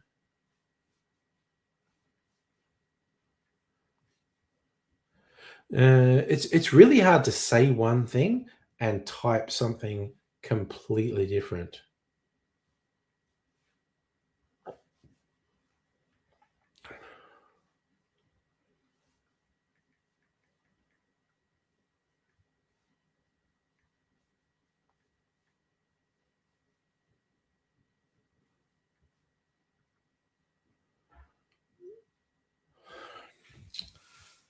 But that's all good in the hood.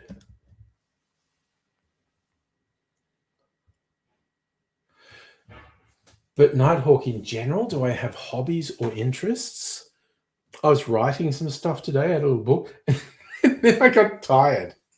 Oh, that's so old, man. I was like sitting down writing some stuff and thinking about stuff like journaling.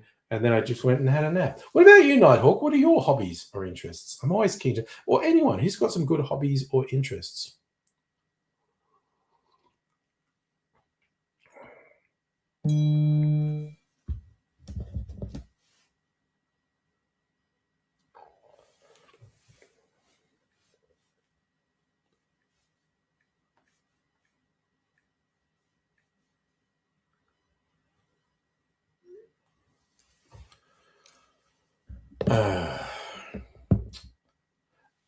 Oh God, Abigail, yes, you have the hobbies. You actually have really cool hobbies, honestly.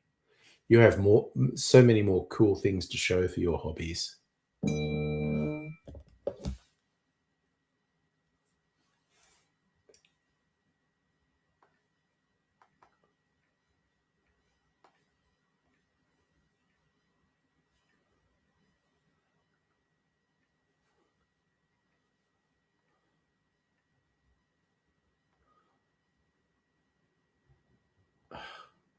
Sorry, just trying to text and there's some challenges. Rain, you got a new smart. Oh, okay. Do tell, what do your smart electrical switches control? Because I am super dubious about smart appliances in the house. Oh, you haven't installed them yet. Okay, cool.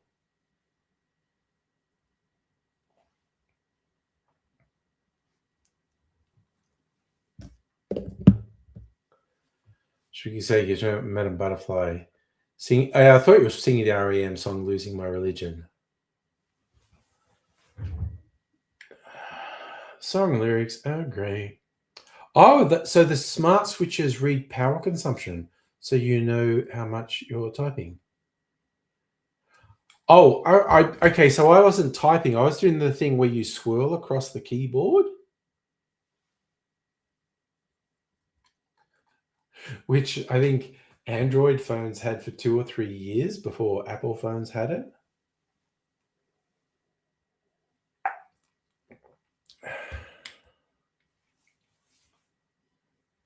I was getting distracted with what I was doing. Like, that didn't taste as much as my last sip because that was just water from melting ice. This is the ginger ale.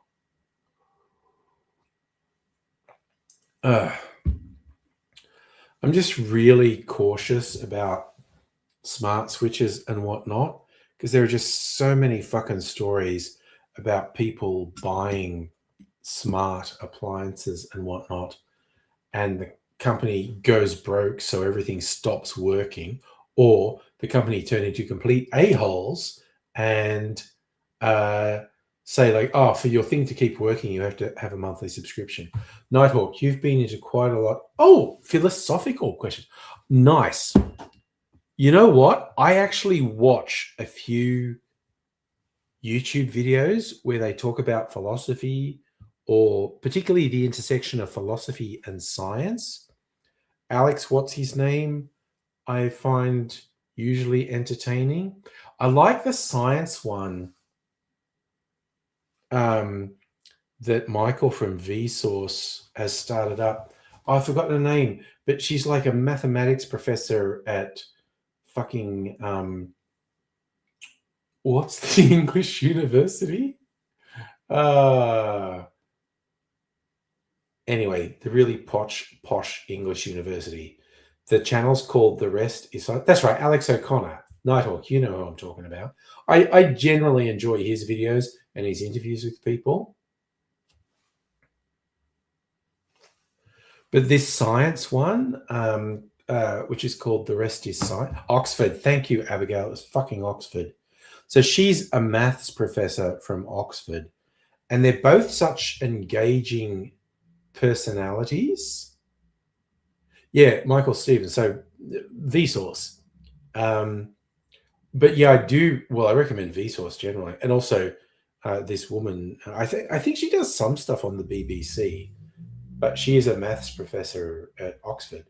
And but the channel she has with Vsauce, The Rest Is Science, very, very interesting conversations.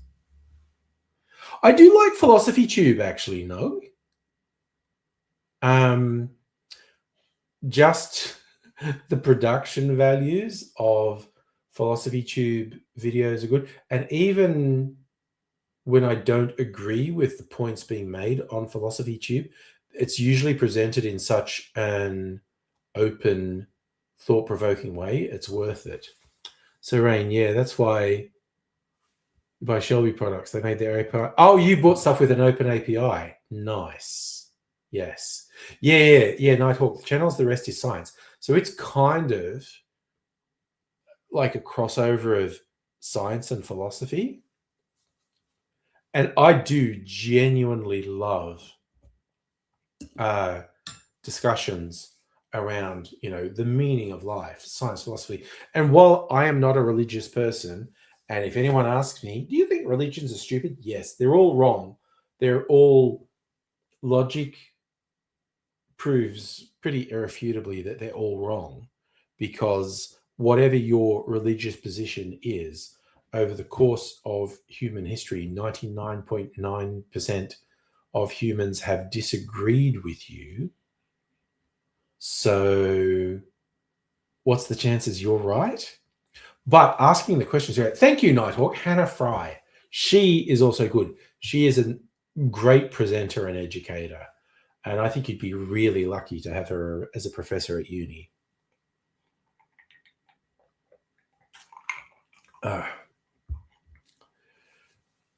Rain, they make the money from selling devices, not from stuffing in the car platform. Yep.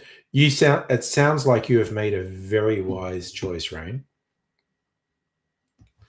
District say, holy moly, what did Madame Butterfly say that it was easy for gun practice?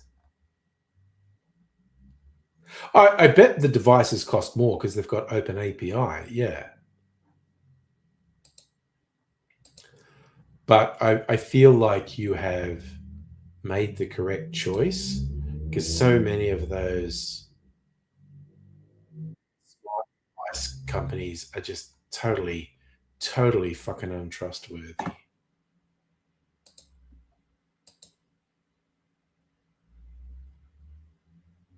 You heard the loud car? Yes, occasionally loud cars go through here. Not often, but occasionally.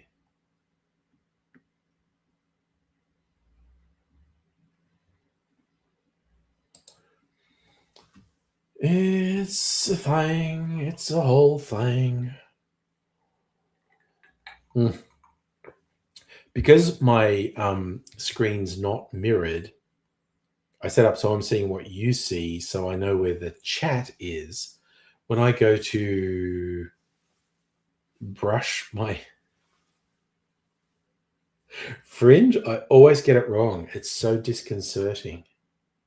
Very weird. Madam Butterfly, you should be in the naughty chair. Time out in the naughty chair. Sorry, I just said the Flash from Monty Python. Now it's time for a spanking. A spanking. A spanking. So I did actually go to the supermarket and got a couple of things I wanted. And then I forgot some stuff, so I'll be going back tomorrow. You're not lying. Came on Twitch to have a thoughtful conversation. Came in bullshit. But do you feel like you've got a thoughtful conversation now? We will go any topic and go left field and jump all the heck all over the place.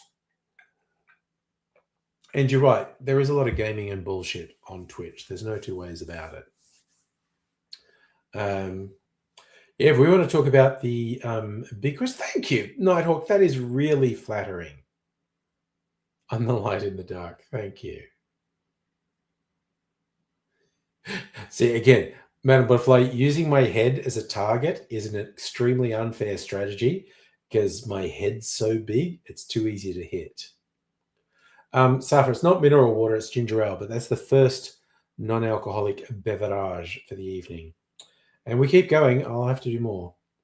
That's right, Stricky say. You must spank her well. And after you're done with her, you may deal with your leg. And then spank me. Again, how weird was that bit in the Holy Grail with all the young, sexy nuns wanting to be spanked? First we'll have the spanking, then we'll have the oral sex. It was like middle-aged guys having their fantasy, and there we go. That's how it goes. Oh, dear. And again, that scene is so incongruous with the rest of the Holy Grail. It's fantastic. Yes. Sorry.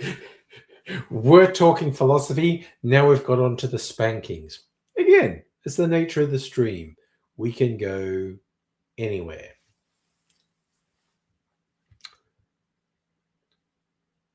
You know what? I feel like getting deep. I do big philosophical things.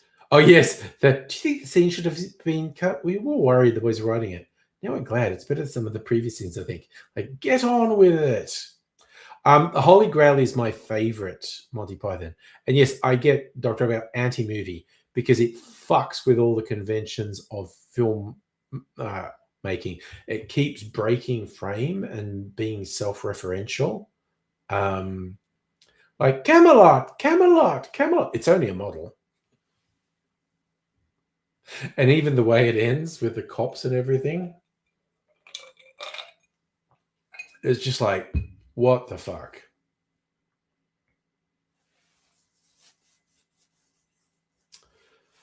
Safa, I did hear references to a big crowd at the MCG for the Boxing Day test. A friend of mine was there and she was just saying, I think they're bullshitting about the numbers. Oh, yes, I was going to go with the get on with it. Stricky say all the different characters who go, get on with it. Because the head nun was just rambling. Bad, wicked, naughty Zoot.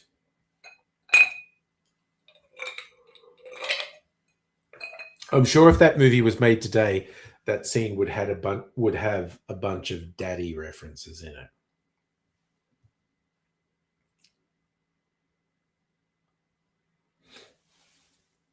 But as much as I just want to talk about spankings and oral sex and nuns, I'm going to divert at least momentarily, and then we can talk more about spankings and oral sex and nuns. Deep philosophical questions. Two that I've heard people put forward and my refutation of them. One, I forget what it's called, but it's... In fact, I was mentioning Alex O'Connor earlier, and he said this argument is the closest one to convincing him to believe in a God. It's the idea that the laws of physics as we understand them are so finely balanced.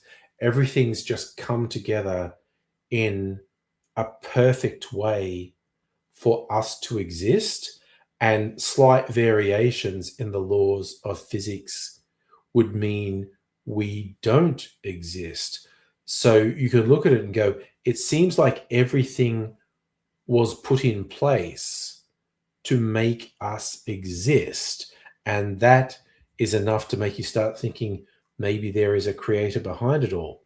My refutation of that is I believe when people say that argument, they're looking at it in the wrong way. In that I feel like people are looking at us existing as we do now and like assuming that was predetermined. It's not predetermined. We are the result of a million, billion, trillion different events over the life of the universe. We weren't always destined to be here. We exist because the elements existed to allow us to exist. Abigail, you say that's the anthropic principle? That's not what I've heard it called, but I think it's also easy to refute because I think they're looking at it wrong. That argument relies on we, as we exist now, were a predetermined outcome, and I don't believe that to be the case.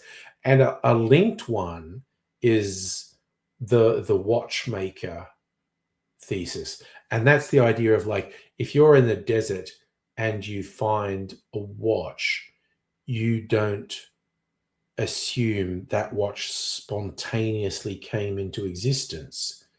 You say someone created this, and we're much more complex than a watch, so someone must have created us. It's like, no, a watch is a specific single purpose device that was designed to create a thing. We are not a single purpose device. It's the same thing. It's the assumption that we were always going to exist. It's not.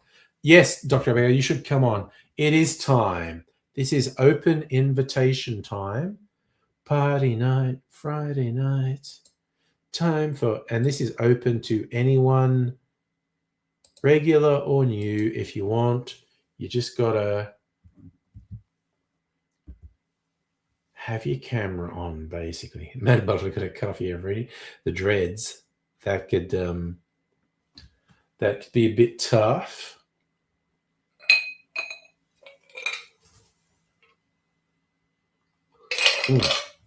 God, I quite like that ginger ale, actually. Ooh, and those Schweppes drinks are half price this week. I bought some pink lemonade today. I might get a pink lemonade later. Who knows? Who knows? I'm thinking these Harry Potter glasses are okay. I literally just started toying with these being a thing this afternoon. Here we go, Dr. Abigail. Ooh. Hello, hello. And Pat. Hello. I can't hear you, Abigail, so I don't know what's going on there. I'll keep up monologue. I can't hear you. Pat, how you going, buddy? Oh, good. Can't hear you. Wait. No, I think this is one of those things where I'm the problem. Because I turned off my speaker when I was making a video before. You're fine. What a shock. You're both fine. What a shock. I'm actually What a shock. Good job, man. Yeah. Okay, I'm going to look something up. Do it. I'm going to say Rain saying, yeah, Earth came into existence. We use light waves to communicate. But you know what weirds me out more than us using radiation and whatnot? The fact we can trigger emotional responses in other sapient beings by vibrating the air in a particular way. And by which I mean music. Music. Yep. All that is controlling vibration. I was correct. It is the anthropic principle. What you were talking about. The fact that all the constants of the universe are exactly, and all the properties of the universe are exactly right to sustain life as we know it. Yeah. But the thing, and if any of them are even a little bit out, We wouldn't exist. Yeah. we wouldn't. Yeah, the universe would collapse, or we wouldn't exist. And the fact that we are here, and the universe is the way it is proof that proof of God or whatever. It's just bullshit, because of course we're here. Of course we're in the universe that exists for us to exist in, because if the universe wasn't the universe, it wasn't the one where certain constants were out, we wouldn't exist to observe it. Yeah. And that's Like- that's what I think. They're coming at it from the wrong way. That argument assumes we were a predetermined outcome. Exactly. Yeah. And we weren't. Yeah. So and it's the same like with the Earth, because they do it with, they started with the Earth and then it went to the universe. Like they say that the Earth is perfect for humans, for human life to be on. It's like got air we can breathe, and the habitat's right. Firstly, it only at the moment. Yeah. And most of the time we need air conditioning or heater running, or we'll drown, and it's only on the surface, and 99% of the Earth is molten lava. So yeah, there's only a really thin crust protecting us from annihilation. Yeah, and it's the same with space. Like 99% of space will kill us. So I don't know what the hell they're talking about. Yeah. Also, the current thing, I saw a thing recently where people are going, we appear to be in a void. The Milky Way appears to be in the middle of a void, which is uncharacteristic of the rest of the universe, which is super fucking weird. I know. And not only that, we're only in a point in time on the Earth where the conditions are right. Yeah, exactly. So 10,000 years ago, it was the end of an ice age, and humans started appearing. But you know, you go back 1,000,000 years ago, we couldn't survive then. Yeah. Oh, there's been numerous periods in Earth's history where mammals would not have had a chance. Or like 1 billion years ago, when the oxygen content was incorrect, or it was like single cell life. Yeah, 3 billion years ago. It's like young Earth creationists, or just creationists in general, are colossal idiots. Yeah. I have no qualms about saying anyone who says that is a fuckwit. Like, and yes, if someone who's a religious person of faith or whatever, I'm like, it's cool, you do you. I legit do not have a problem with you saying a creator triggered everything and created the laws of physics and made it. Cool. I don't agree with you, but I don't have a problem with you thinking that. I have a problem when you start to impose limits and rules based on and I have a problem when you try and brainwash kids to believe it. Yeah. But indoctrinate children. I did look up, because I knew I hadn't heard it under the name you said. The name I heard it under is called the first cause argument, but it's the same argument. So different people have given it different names. Yeah. So, us scienticians call it the anthropic principle. Yeah, the philosophers call it the first cause argument. Wow. Fair enough. So, Nighthawk, you're a scientific guy. Learned during Big Bang matter, antimatter made in equal amounts. They annihilate when they come together. Big Bang, sorry, yeah, of course. Something caused matter to be more than Yes. antimatter. Yeah. Yes. I love that there are mysteries. Like you get weirdo religious fundamentalists going, "Oh, science can't answer that. Science is fucked." And you go, "No, that's actually exciting to scientists." Yeah. Oh, we Yeah. don't know. Let's keep looking. We whereas fucking you love the I don't knows in get science. the fundamentalists going, "Science can't explain it. It was God," and it was, oh my god. God of the gaps. Yeah, there's the matter inequality, matter antimatter inequality, and yeah, we don't know what the fuck happened. And it's one of the big mysteries in cosmology. The discussions and arguments about dark matter too. Which is incorrectly named, as Neil deGrasse Tyson will never fail to point out. When Neil deGrasse Tyson goes on weird pedantic things. Oh yeah, because he has a touch of the tism. He does, but he's aware enough to take the piss out of himself as well. Yeah. I've said this before, but my personal favorite, he's talking about that movie from, I don't know, 5 or 10 years ago with Sandra Bullock, which was called Gravity. He's going like, there is no Angular reason momentum. for this film to be called Gravity. Gravity doesn't come into it. This film should have been called Angular Momentum, which is just, it was such a fun thing to say. I saw that in IMAX. That's a nice one. Sorry, Pat, what are you saying, brother?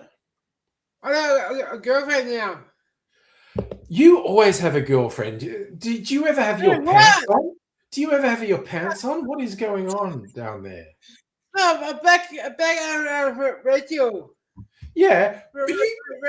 Every second week you tell me I'm back with Rachel. I was like, you can't give it up, man. You're always after the action. You go, no, I've broken up with Rachel. No, I'm back with Rachel. You're just like, it's Rachel. Do you know why? Do you know why Pat has the camera just on here? Because he's never got pants on.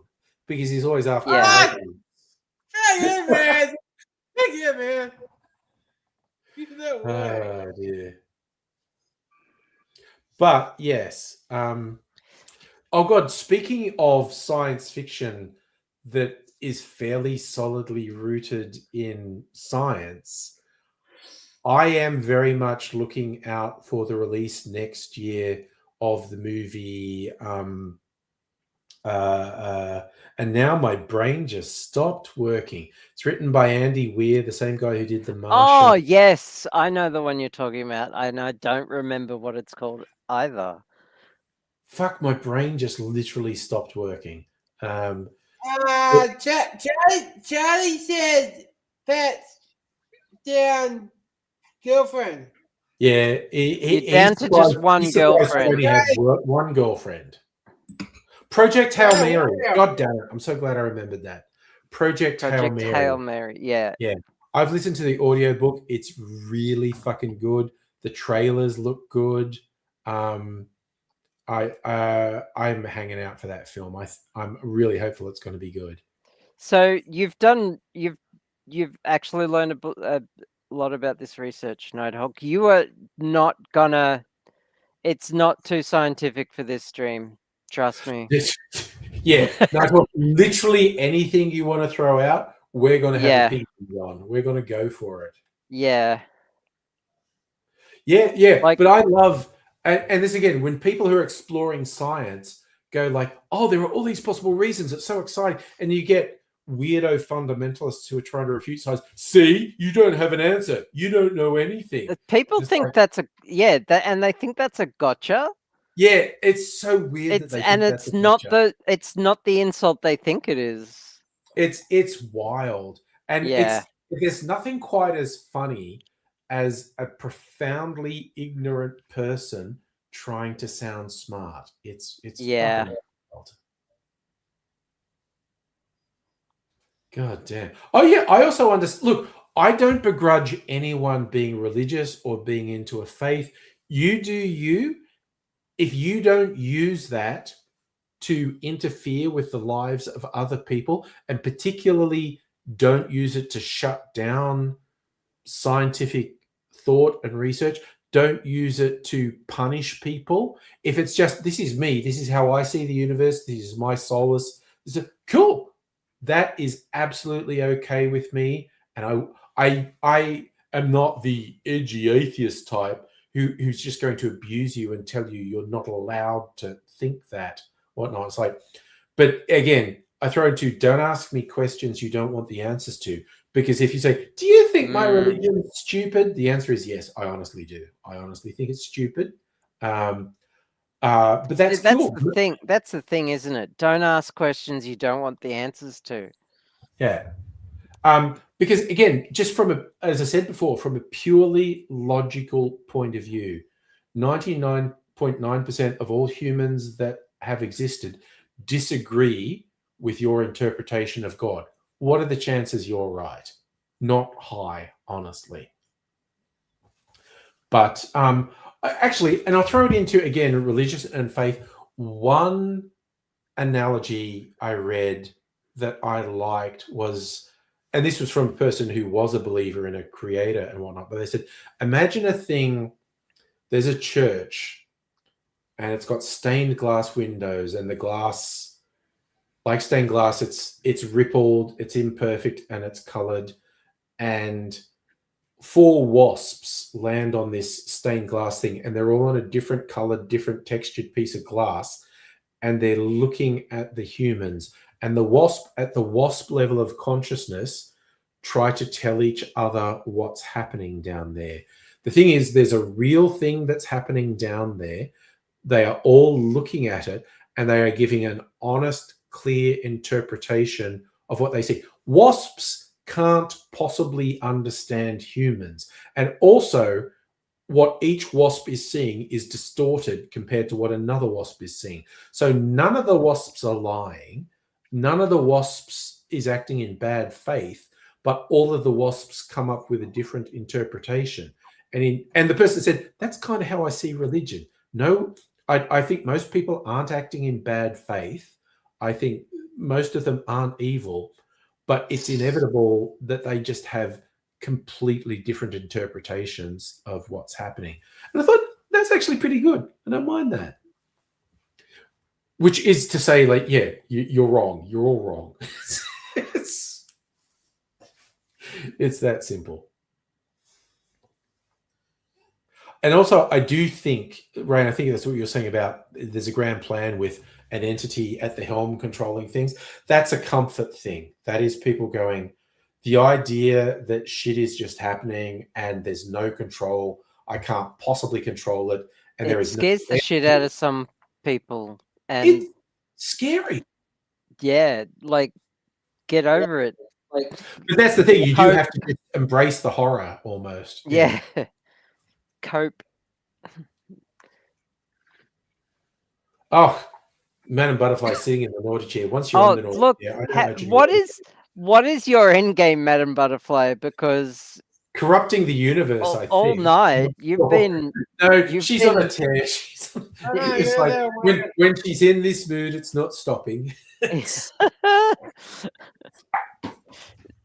We all turns out going to naughty jail was the plan all along. I could probably find the meme and put it, but there's one I like, and is it the naughty jail, but it's Naughty Brig and it's from Star Trek no, Lower but Decks? That sounds good. Because I've got that one. Yeah, the payoff thing is Hulk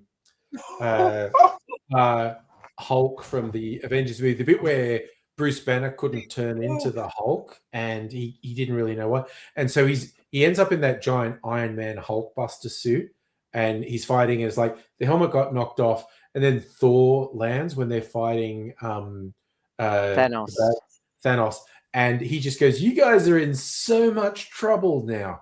So that's I thought it was important to pay off the payoff. That's what the payoff is. But the first picture is from somewhere in Europe. There's a town, and the name of the town is spelled Horni, and it's a sign pointing.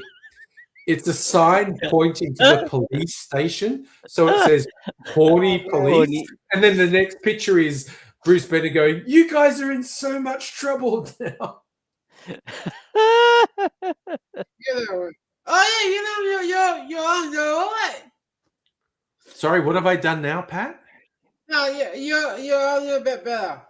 It's getting better. I did my exercises earlier on the stream. Look, I can move my finger that much now.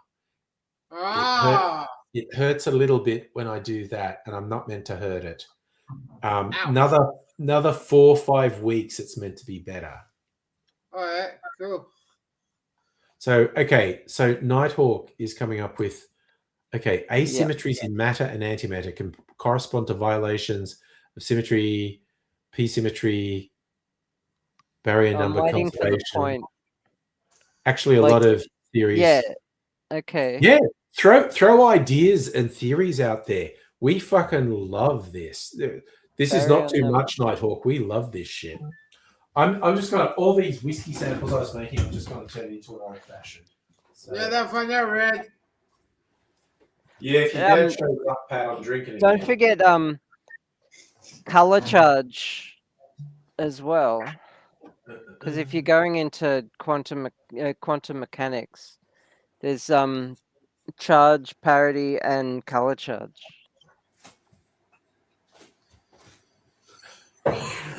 Quantum mechanics. It's also that just makes me think of Schrodinger's cat. And when I first read that proposition from Schrodinger, was Schrodinger saying quantum mechanics is bullshit and it pisses me off. You know what it's like?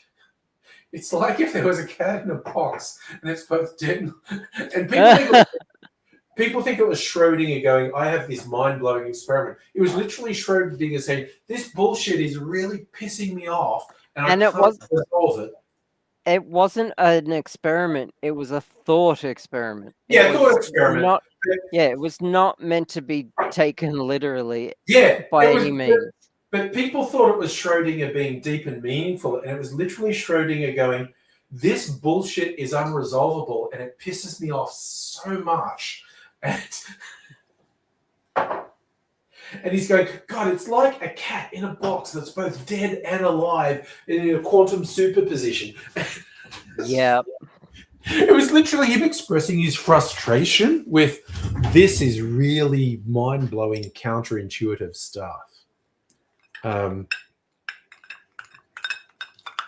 That's even better than him liking it, I think, that he's just going, okay, I spent years doing this and it's just doing my head in, for God's sake. Oh, yum. Also, I think to avoid distraction, I'm going to quickly do another toilet break. Okay, I'll be back in a sec. Oh, put a video on. I'll put a video on. Don't want to put pressure because Charlie's not here. Don't put the introvert on alone by myself with no one else here. Alone again. One person alone. By myself. Alone. You didn't really talk. One person alone. All right. I'm about to get a visit from the smiling assassin, aren't I? I think so. No, I'm going to put this chameleon on. Wait a sec. What am I doing? Is it a karma chameleon? Karma, chameleon. There we go. Where is it?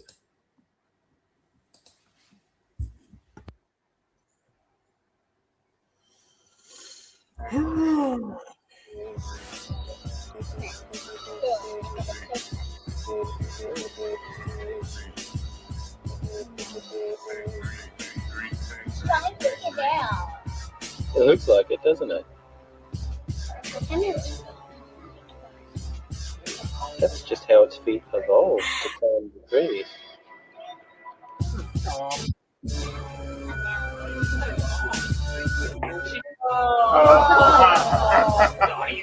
She has excellent balance. She doesn't really need to be holding onto a branch with all four legs. She'll use her tail as a nice balancing wand. And she's actually starting to change around the back of the neck into a round.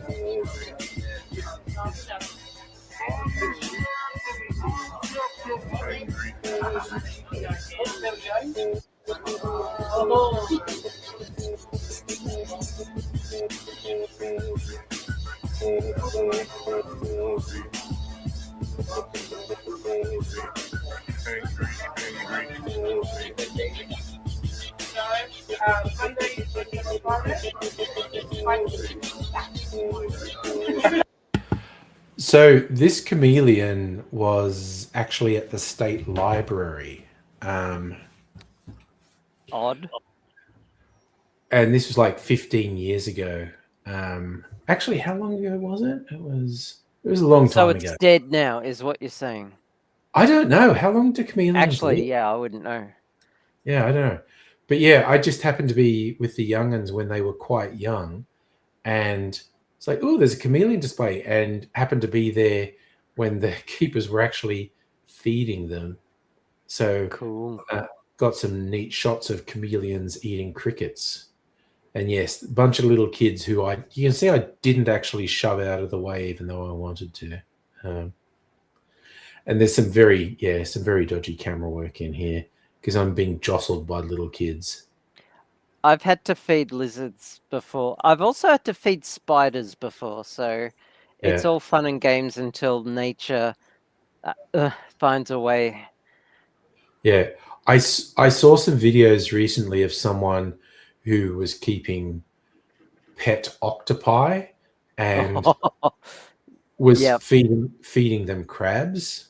And Damn. I see there's quite a few crickets running around there with Yeah. But yeah, they particularly Crickets had like fun. to hide, so you gotta give them quite a few.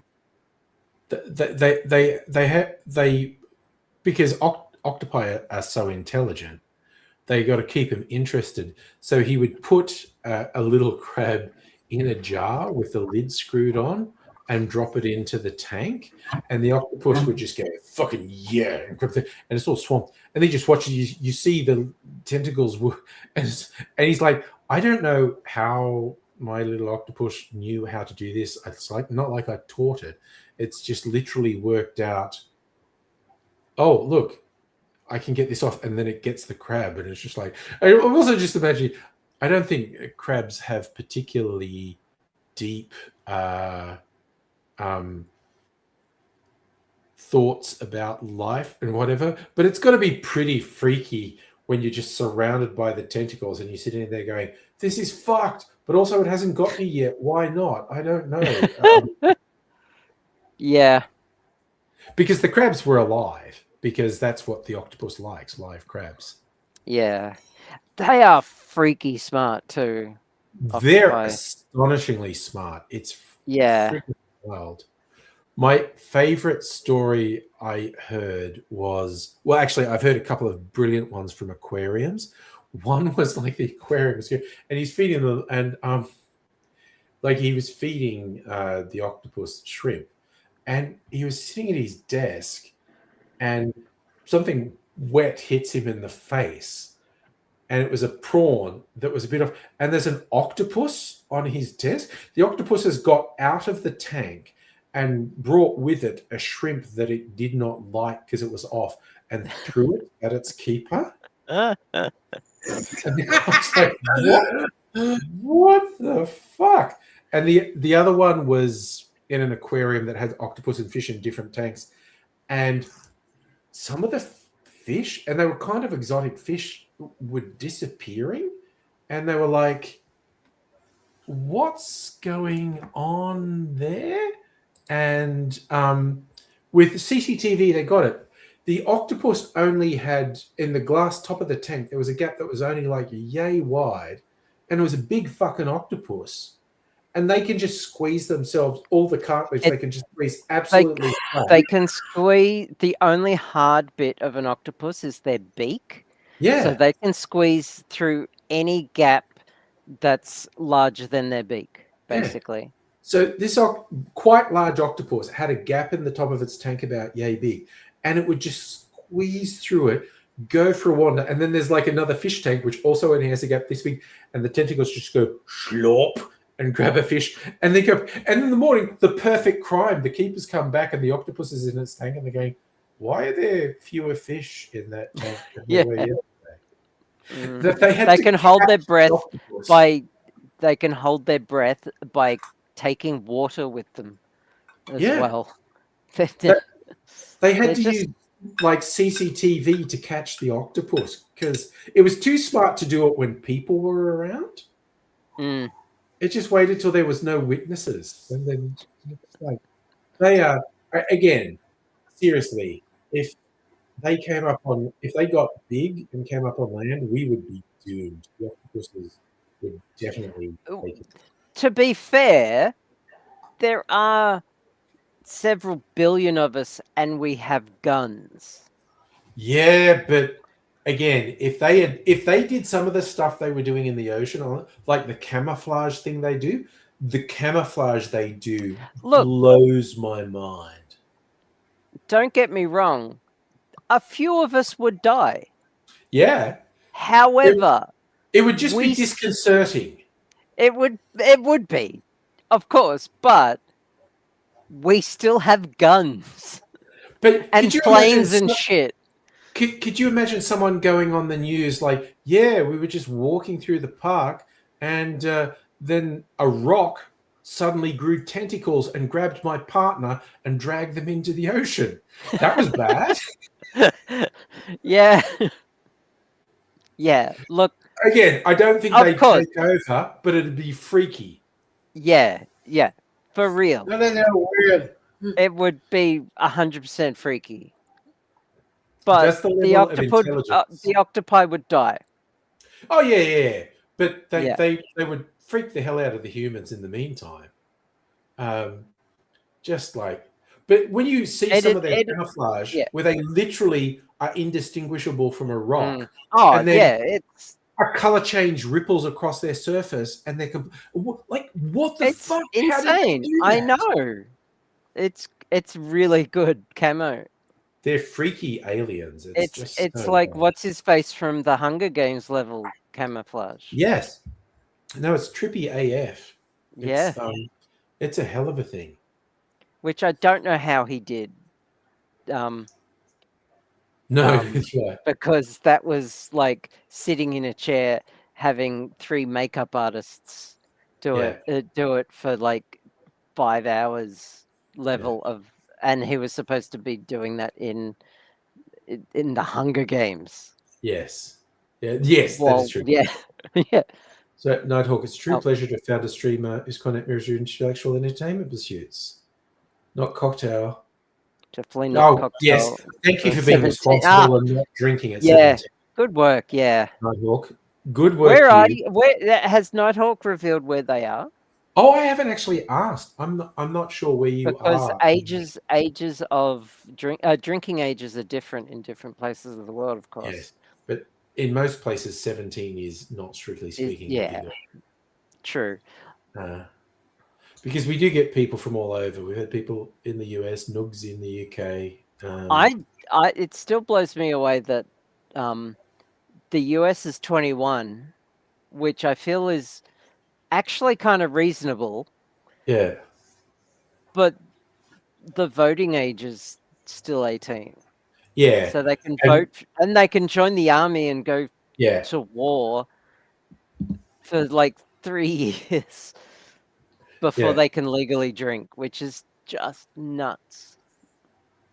There was that old episode of The Young Ones where they're watching like a youth TV show on the TV, and all the young people were going like, because in England it's 18, but they were talking about how you could go into the army at 16, or you could get married or have sex, but I still can't drink alcohol. And it was like, that was the only thing that the youth was concerned with.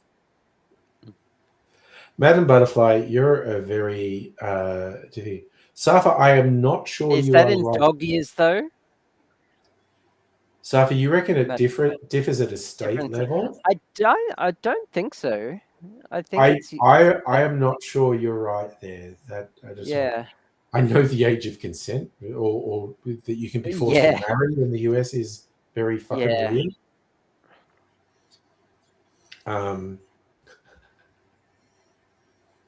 Oh dear. Sorry. Yeah. No. Just think. Now I'm just having flashbacks to all the weirdo libertarians who are freakishly aware of the age of consent in different countries. But Yeah. it's like, please stop talking. I just. Not only that, but the fact that there are literally child brides and forced marriages in the US. in the US. If the parents agree, I think in some states it's as young as 13. Yeah.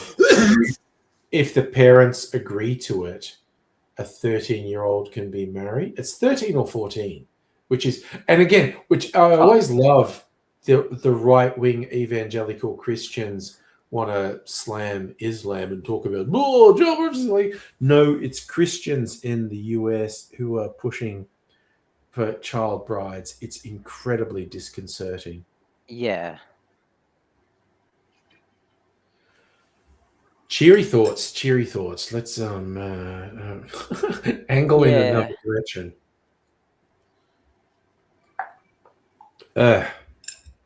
Oh man, that was fucking yummy. Scotch whiskey old fashioned. All right. Say, Madam Butterfly, 7. Ask your nephews. That's you sure you're not Italian? That sounds like an Italian family doing wine at dinner.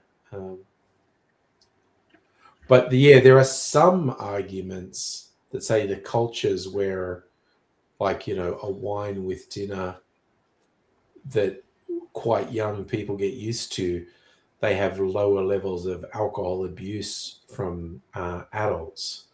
But it's kind of like, it's one of those things, I think, for every one that seems positive, someone else will bring up a really negative outcome for. Actually, hilariously, that person I was talking about earlier, who has a philosophy channel on YouTube, Alex O'Connor. He's very young, and it was so funny. Like, I was watching him, I think it was on the TV, and Mrs. Angry's going, he's just really annoying because he looks 15, and I refuse to listen to a 15-year-old talking about philosophy. He's grown a mustache recently because he's mid to late 20s now, but he has been doing YouTube since he was a first-year uni student doing philosophy. So you can imagine how insufferable he was at 17, saying he understood philosophy. He's mid to late 20s now, but in my mind, he's definitely grown a mustache to try and look less baby-faced because he's incredibly baby-faced.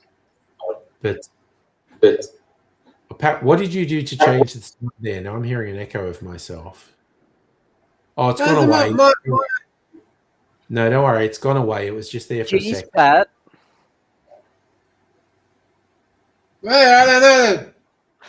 But yeah, this Alex O'Connor has one with someone who I'm not that familiar with, Peter Hitchens. He's an English guy who hates drugs and alcohol.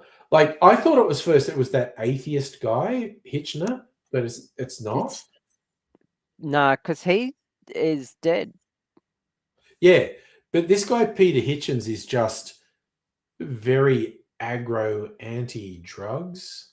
Oh, Dr. Abigail, you always everyone wants to know the doctor part.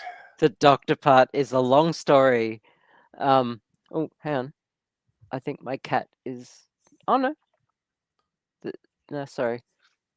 I thought there was a knock at the door, and then I thought it was my cat, but he's just lying on his back, staring at me. Hi, kitten. So I have a degree in computer science. and my gamer handle is Dr. Abigail.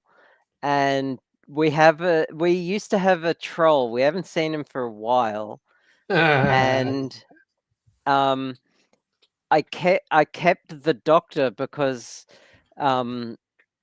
it he trolls delightful? him. It Yeah. it gets him so tilted for some reason because Yeah. like he thought I was a doctor of clown school, which is just hilarious. Which is pretty good, honestly. Yeah, but like I did start a PhD in computer science, but unfortunately I was unable to finish it. And I actually don't regret not finishing it, by the way. Yeah. Because it was hell. PhD programs in IT and I imagine that would be a bit of a thing. Yeah. some fields, some technical fields here in Australia Yeah. are just depression factories. They train you to be super skeptical of everything, and they train you to cloister yourself away from everyone and everything and just work. And it's just a depression factory. It's Yeah. the worst. So yeah, I'm glad I did. Also, 6 months after I finished, there was a private company in the US that actually, unbeknownst to me, did the same research topic that I was working on, and it was like a 12-person team and did it well. So if I had have continued, they would have just trumped me. Just would have been pointless. Yeah. So I call myself Dr. Abigail because it was my gamer handle, and it tilted this troll that we had. So I just kept it, and which is a good and reason. I just, in honor of the PhD that I almost got. So yeah. And I mean, I have a couple of degrees anyway. I have a chemistry degree that I never use because my dad insisted that I get a science degree, and I have a like computer science degree, and I know a lot of science stuff. I'm the resident scientician. Yeah. Also, the word scientist was coined by an 18th century Scottish, I think he was a natural historian, to describe a woman that he knew who, because at the time, scientists weren't called scientists. They were actually called by what their field was. So a chemist, a physicist, a naturalist, a botanist, whatever. But he knew this woman who, unlike the men of the time who specialized in their field, she just grabbed bits of knowledge from every field and could just generalize, but like use the knowledge from all these different fields and connect the dots. And she wrote these papers that astounded him to no end. And he wrote a letter to the Royal Society, exclaiming just the beauty of the female mind, how they can't they, as in women, their minds are so unique that they can't specialize, but they can generalize. And he coined the term scientist to refer to women in science. Women who are into the sciences. Therefore, the term scientist means a female in science. So if you ever see a male who uses the term scientist, technically they're a male scientist. And that's an important bit of history. Yes. Not a scientist, but a male scientist. And any female scientist you see is just a scientist. Because I'm sick of like going to a dentist and, oh, you've got a female dentist instead of just a dentist or a female doctor. There There is a very funny social media handle across multiple platforms. It was called Man Who Has Everything. And it was Yeah. it's like a man who every social media post Oh, is are you on this side for me? yeah, I- that's Madam poking. Butterfly, I'm slapping angry with this spike. I just happen to have a spike handy for you. Yeah, she'll like that. I 3D printed a spike. It's pretty good. I like it. I know, it's like jet black because it's printed in this black PETG. It broke off of this, if you're interested. Yeah, I love this. Okay, speaking about black things. Oh yes, you 3D printed for me. For anyone who doesn't know, this Dr. Abigail printed this for me from a design.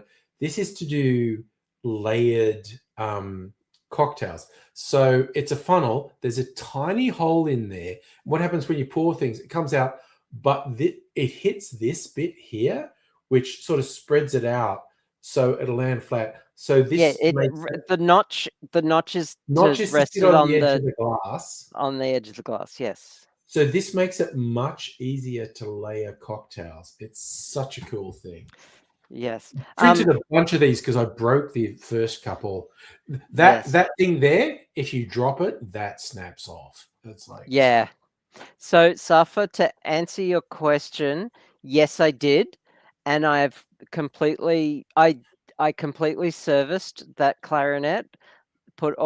I cleaned up the cork joints and put all new cork grease on it, and I had to adjust some of the keys. There's all the keys on a clarinet are just one hole per key, except for 3 joints. So there's 3 where if you press the key, multiple things are happening. So those are the 3 most common adjustments you need to make, and one of them, it's the lower B key. The pad itself is leaking. So I've adjusted it as much as I could, but it just means I have to press a lot harder to get it to close.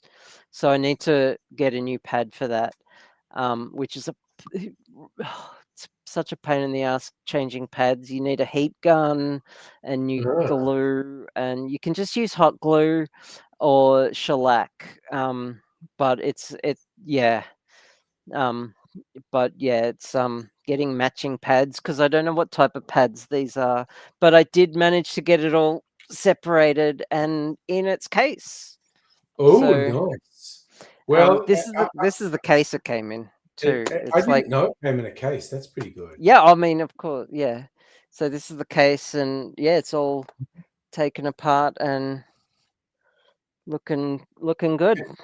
Completely, and it plays so well. Oh, like I got it. I got it all. Bang up for some clarinet tunes tonight. That's only if you're in the mood.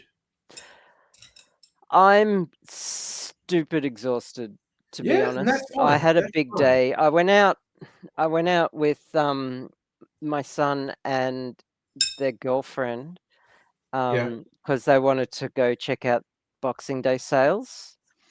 And their first that's brave. Okay. Yeah, I know, right? And I decided I'd go with them. Yeah.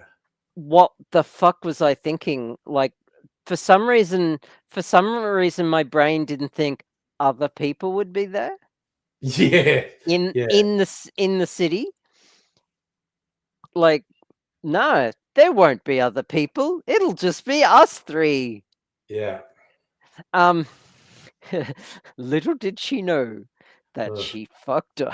Anyway, so the first thing they wanted to do was get piercings, and I decided to pay for them myself. So because I didn't get Christmas presents, because you're going to pay for piercings. So I paid for their piercings, which they were way more expensive than they thought they'd be. So they were very grateful for that. Yeah. Because I suck at gifts in general. So that made it relatively So easy. that made me feel better. For some reason, this society we live in has decided this concept of gift giving Don't get me around started on society. occasions. Yeah. I don't understand. I remember I was once a groomsman for a friend's wedding. Yeah. And it was like every chance they got, everyone was exchanging gifts. Mm. I did not know this. Like everyone had to get gifts for everyone. Yeah. Like what the fuck? But again, For different no cultures. reason. Yeah, no. Even weirder, different cultures. I had a Chinese woman in our team, and when it was a significant event for her, she would give gifts to everyone in the team, and we were like, "Why? What?" Like when she was going on secondment somewhere, it's like, and we were having a farewell party for it, and she go, "I got gifts for all of you," and we're like, "What? Why did you do that?" And because Yeah, that's a Chinese tradition. Yeah, wow. When the event's about you, you give gifts to everyone else who's there, and we were all like, "What? What?" See, that I understand more.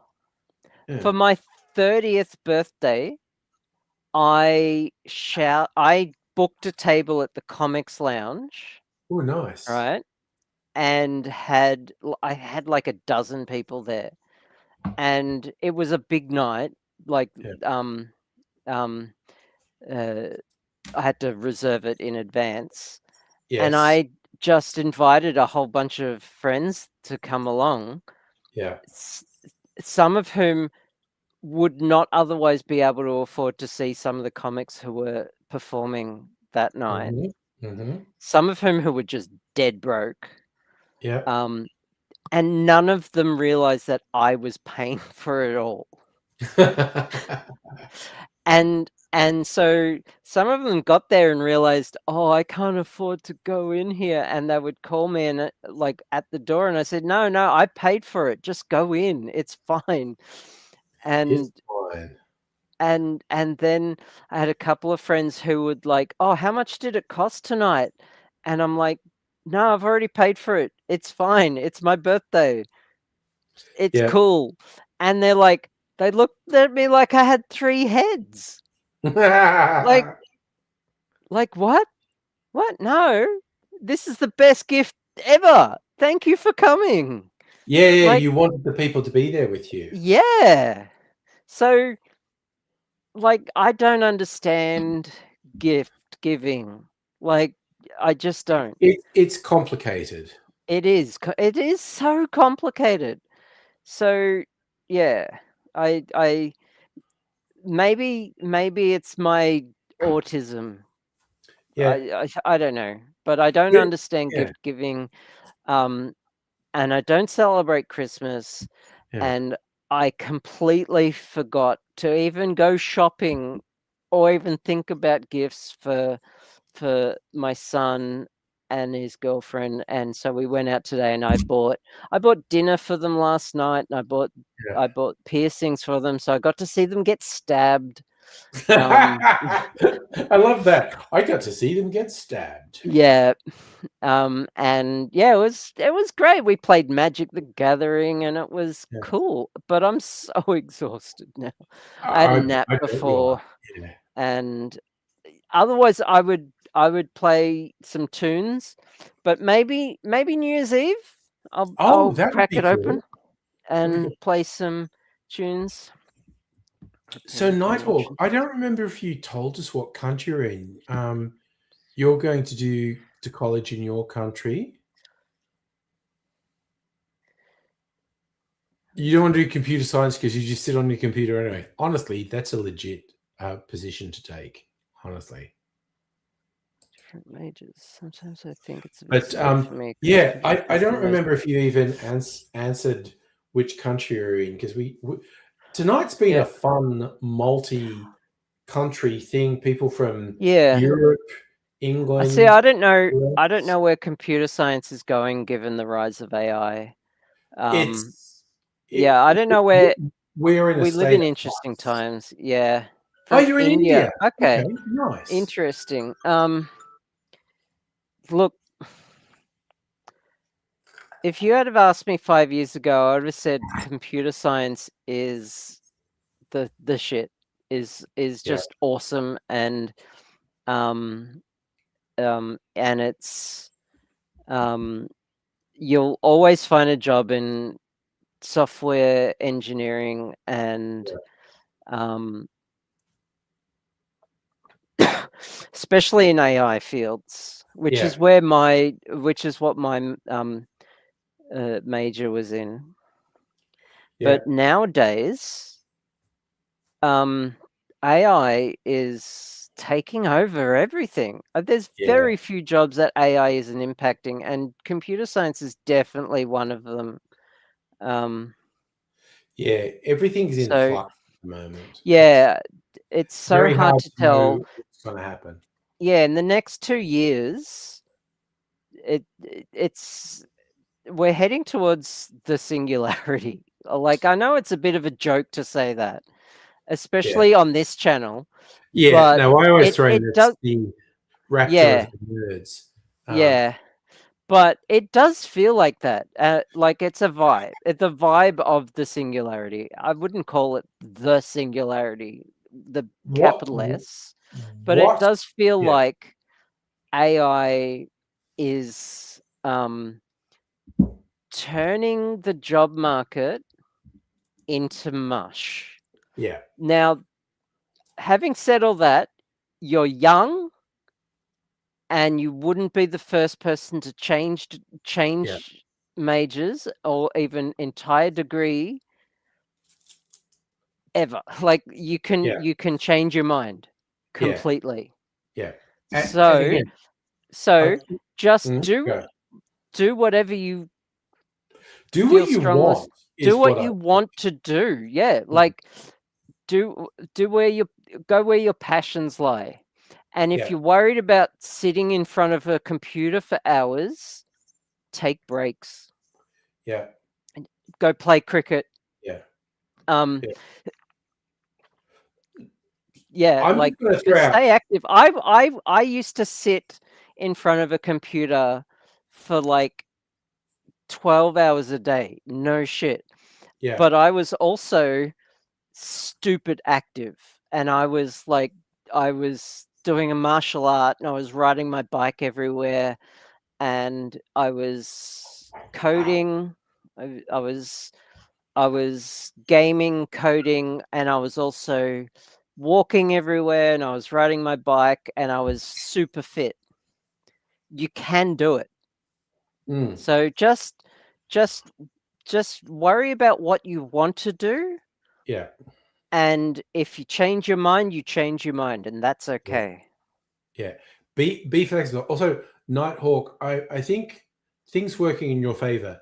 You seem intelligent. You seem really smart. Yeah. And open-minded. Most importantly, you seem quite open-minded and exploratory. And also, I find India to be fascinating. The combination of an incredibly old culture and also a country that has aggressively embraced the modern technological age. So I think you're in an interesting, for sure, incredibly volatile environment. I feel like what's going to benefit you most of all is being flexible, being able to change, being able to adapt. I think you are in a very interesting environment. You have a lot of potential. The fact that you're saying you're 17, you've come across as quite a combination of intelligent and open-minded, which is relatively rare. So I think you've got a future ahead of you, and you are living in a very interesting part of the world where shit has a long tradition and has rapid change. Just be adaptable is the key thing. Also, I have a friend who's around my age, maybe a bit older. I'm not actually quite sure, but she's Indian, and she gave me the best advice for young Indian men that I've ever heard. Always just make sure you have a clean toilet. Good work. Good advice. Great advice. Yeah, always make sure you have a clean toilet. Trust me. It's good advice, not just for your own hygiene, but to attract the ladies. Just as have a clean toilet. Trust me. If you have a girl over and she sees that clean toilet, it's the bare minimum. Hey, Charlie. Hey. Trust me. Yeah. Yes, Charlie, we can.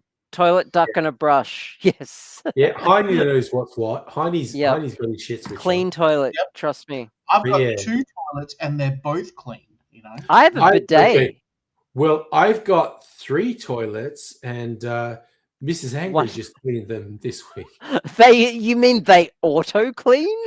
No, it requires a human. It requires a human. They magically clean themselves. Yeah, no, I like it how on Star Trek, Riker, when they had those the Irish people, the settlers in the ship with all their farm animals, and they were trying to clean, and Riker says, "Oh, the ship just cleans itself." I reckon in the background there's some lower deckers cleaning.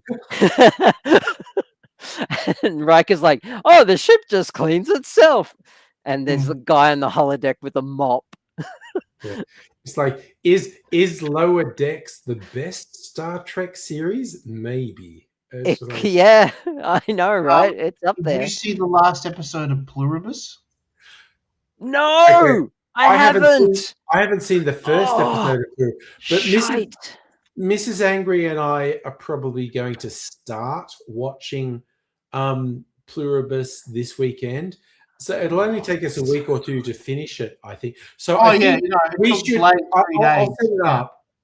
Not till I've watched it, but I think we'll set up a chat channel on the Discord of Pluribus spoilers, where we could all just go about our theories about Pluribus. That's such a good idea. Yeah. So it'll only take a week or 2 for Mrs. Angry and I to work our way through, but then I think we can just have a channel on the Discord for talking about Pluribus. Hang on, there's only 9 episodes in the season. Yeah, I think it will take Mrs. Angry and I about 2 weeks to get through that. That's for me. That's an afternoon. Yeah, right. Yeah, TV shows cost twice as much to make nowadays, so you get less episodes. Holy shit. Yeah, production values are pretty high. That looks yummy. I was just taking a sip of this. This is from the Bakery Hill Distillery. I went to a special event, and they went, "Yeah, we're going to give you some stuff straight out of the barrel that's only been in the barrel for a couple of years, and it's probably about 70% ABV at the moment." I thought that said stool. No, it's stout. This is in a barrel that had aged stout beer. Little bottle of stool sample. I don't know. What's the red one? What's the red one you've got there? You got this one that's bright red.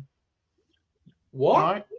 You had one of those. Okay, you pulled out like 5 or 6 of those flat bottles. Yeah. No, come on. What do you mean? What? Come on. I actually emptied them.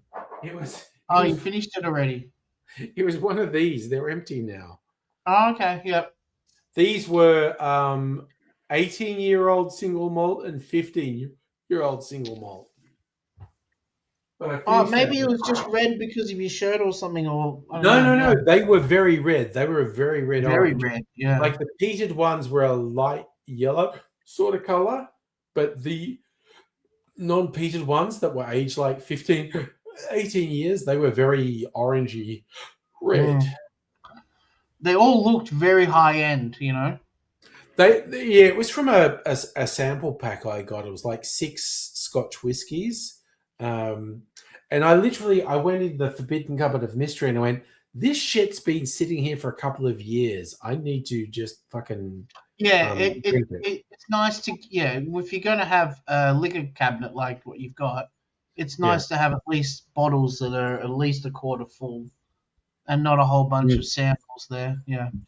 Because that's the thing, kids, if you're out there, if you've got these spirits, once it gets below like about a third full, there's a real danger it's going to oxidize and fuck up the flavor, which is why I pour the nearly empty ones to the infinity bottles. I've got an infinity whiskey and an infinity rum in there. Yep. And see, that's why I always did my parents a favor when I was a teenager, and drank drank their booze and topped it up with water back over the halfway mark. Yes, absolutely. Yeah. God, then wondered why my mum always complained that the tequila was always tasted watered down. Tasted watered down. Damn. Yeah. This is still a bit weak, she would say, and I would just call her an alcoholic. And she stopped complaining. Yeah. See, that's clever. I was stupid. I put gin in the vodka bottle and stuff like that to balance them out, and that just would have ruined both of them, I'm going to, I've been saving up because when I made the cocktail earlier, when I was talking about Geneva, which is kind of halfway between gin and whiskey. And so I use the gin that had been aged in ex-whiskey barrels. I'm going to do, I finished that, so I'm going to do a new one. I got my cheese from Sophie the Cheesemonger in Healesville. Blessed are the cheesemongers. Oh, yes, because they are the children of God, basically. It's a cheddar, and it's a European cheddar, and what they do is they cover it with barley grain, which has been soaked in whiskey, and then cover that in cloth and age it. And you get it, and you can see it. The edges of this cheese are all brown because the whiskey is soaked in, and it is just an incredibly flavorful cheese. It's got all this grain all over it. And what I do is I scrape off and I save all the grain. So what I'm going to do with this whiskey and cheese soaked grain, steep that in some gin so it gets these really savory flavors into the gin, and sit that for a while. And then I'm going to barrel age that, and that's going to be my sort of savory whiskey cheese barrel aged gin, which I've done once before, and it's really fucking yum. And I'm about to do it. You'll probably be the only person in Australia doing a whiskey cheese barrel aged gin. I will literally have a completely unique gin. Yes, that is definitely a unique, just a unique sentence to say. I know. Whiskey, cheddar cheese, barrel aged gin. It's just that's great though, mate. I love that how far your experimentation goes with this. I love it when it layers on layers on layers. It's like, well, I made this, then I used a part of that in this, then I used a part of that in this, and then I barrel aged the whole thing, and I ended up with this. And it's just like, damn. Yeah, Phil was saying, how come you don't make, like berry syrups like what you did tonight with your your first cocktails that you made? Yeah. Yes, do you know how long that takes? It's at least 10, 15 minutes of work, I'm not going to do that. I'm going to drink in 5 seconds, Where'd I put the fucking... Oh, no, it's here. I thought it was still back here, but it's over here. So I didn't make that much of it. Berry syrup. Oh, that's so thick, isn't it? I didn't make that much of it because I didn't know if I'd like it. But when I do this and like... I want to suck really your blood. Because it's sweet and fruity, but then it also has the cinnamon, star anise, allspice. It's friggin' awesome. Like, I think this would make a really good old fashioned too. Actually, use that in an old fashioned. It's really. I literally just saw it on the Difford's Guide. These spiced berry syrup cocktails, and I was like, "Yep, okay, I like the sound of that. I'm making that." I suppose if you make that much of it, then it lasts at least, like a week where you can mix it with other drinks and stuff like that. The thing is, the sugar is a preservative. So when you look up most of the recipes, they say, "Oh, refrigerate it, it'll last week." No, it lasts months. Okay, it lasts. Really? That long? Yeah, okay. Put it in the fridge. It lasts long. Every now and then, I get my sugar syrups out of the fridge, and I go, "I think something's growing on that," so I'm gonna tip that down the sink. But I had a sugar syrup that did that once. It was not pretty. There were Yeah. things floating on the top of the. yeah. And this is What did like- you do for Christmas, Dr. Abigail? Sorry, what did I do? What did you do now? on Christmas Day? You told us what you did on Boxing Day, but did you go anywhere for Christmas or just had a nice quiet one? I stayed at home. I serviced my 2 good clarinets. Oh, right. Yeah. Yeah. So I'm impressed that you managed to split the. once, because it How did has you do been, that? What was the trick? WD-40? No. Oh God, no. Oh, WD-40 on something you're going to breathe into. oh, on a wooden clarinet. Breathe no. out of? Breathe into. No, but no. No? It would ruin the wood. Wait, can you breathe into a clarinet? You blow through it. But you'd still get breathe the out of fucking the clarinet. You don't WD-40. breathe into it. Yeah. No, you don't breathe. You don't suck air in. But you like a still straw. get.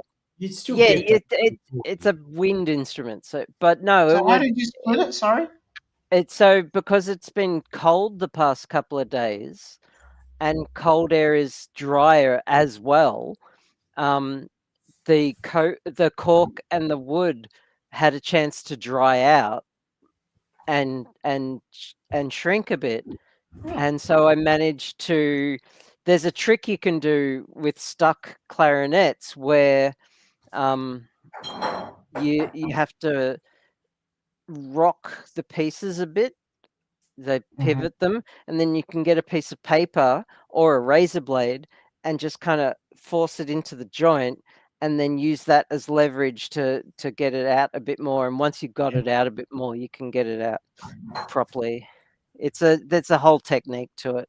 Very patient person you got to be. And Well, I'm glad you got to be I'm really glad- gentle too. So you And you won't need to should pay not a fortune. twist it with a lot of force, because A, you could damage the keys, and B, you could split the wood. Yeah. So you won't need to pay for a service now, which is good, yeah? I probably still will, because whoever did because it's got all new keys on it and all new pads, but whoever put them on, Yeah, just the bottom paid the- pad was a bit too small. Yeah. you whoever mentioned did it paid the lowest price possible, because they are some budget keys on it. I'm even thinking of going online and just try and find some premium keys for it and just replacing them myself. KFC no- Warrior, you think that's bad? Try playing the flute like that.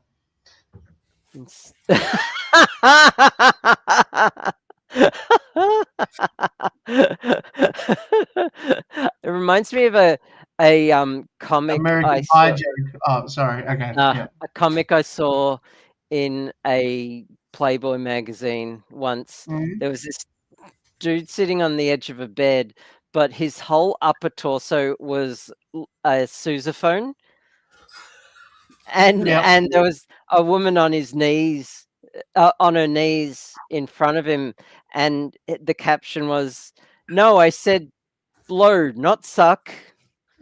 Oh, God. I've still got to do at some point. We discovered on one of the streams ages ago, the Internet Archive has like Penthouse magazine from the 70s where everything was very all weird. the cocktail recipes. And eh? there were All the cocktail old- recipes in Yeah. there. Like I initially went in there because, oh God, yes, no, Penthouse in the 70s, all the ads used to be for cocaine accoutrements and Yeah. And I was Yeah, they thinking- were. Hey, they were like Yeah, storage it was the spoons. and things you and- can attach to your fingers so you can snort it and It stuff was like that. crazy shit. Wow. But then when I was paging through, and of course, it's like, oh, really? Naked ladies? That's so unusual on the internet. But I did actually find some cocktail recipes. I was like, okay, at some point, I need to do a video or possibly a series of videos of these were cocktails that were regarded as cool in the 70s because they were in Penthouse magazine. And I definitely want to do a thing like, at the same time, Penthouse magazine was full of these ads. You think it was just about sex? No, there were all these ads for cocaine accoutrements. It was containers to hold your cocaine in, spoons and stuff to snort your cocaine out. It's fucking wild. The 70s was a wild and lawless time, is all I'm saying. Yeah. Good, because it's not like cocaine was legal in the 70s. It's just for a certain sort of. Yeah, it's like Yeah, it's just marijuana accessories and bong shops now. Yeah, It was cocaine back then. Yeah. fucking wild. Oh, who's that? Sorry, KFC look at- Warrior.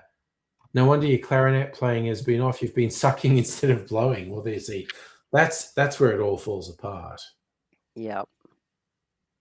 Yeah, when I started playing clarinet, I sucked as well. Yeah. Get it? I sucked.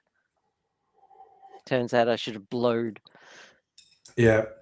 Also, that's the other thing that's fascinating from the 70s Penthouse, and probably to a lesser extent Playboy. The cartoons that ran in them were very fucking weird, honestly. Ooh, what about this, Angry Aussie? The Yeah. old Mr. Boston Deluxe Official Bartender's Guide from 1969. If you have a link, put it on the Discord. I'm just going to send it to you. Yeah, essentially, because I mean, the Proper leather-bound book, like... it is fascinating, like cocktail books that were published in the late 1800s. When you look at them and go like, yeah, you guys were just making shit up, weren't you? And it's just like there was, but it's various phases. Like there are some cocktails that were published in the 1800s that people still make today, but there's others like I found a website which I thought was really nicely designed. It was a recreation of a book that was published in the first half of the 20th century. The book's called Breath in the Afternoon, because there's a famous cocktail attributed to Ernest Hemingway called Death in the Afternoon, which has absinthe in it. But it's basically a bunch of celebrity cocktails from the early to mid 20th century. But the website I found I really liked the design. It was like scans of the pages from this book from I think it's the 1930s.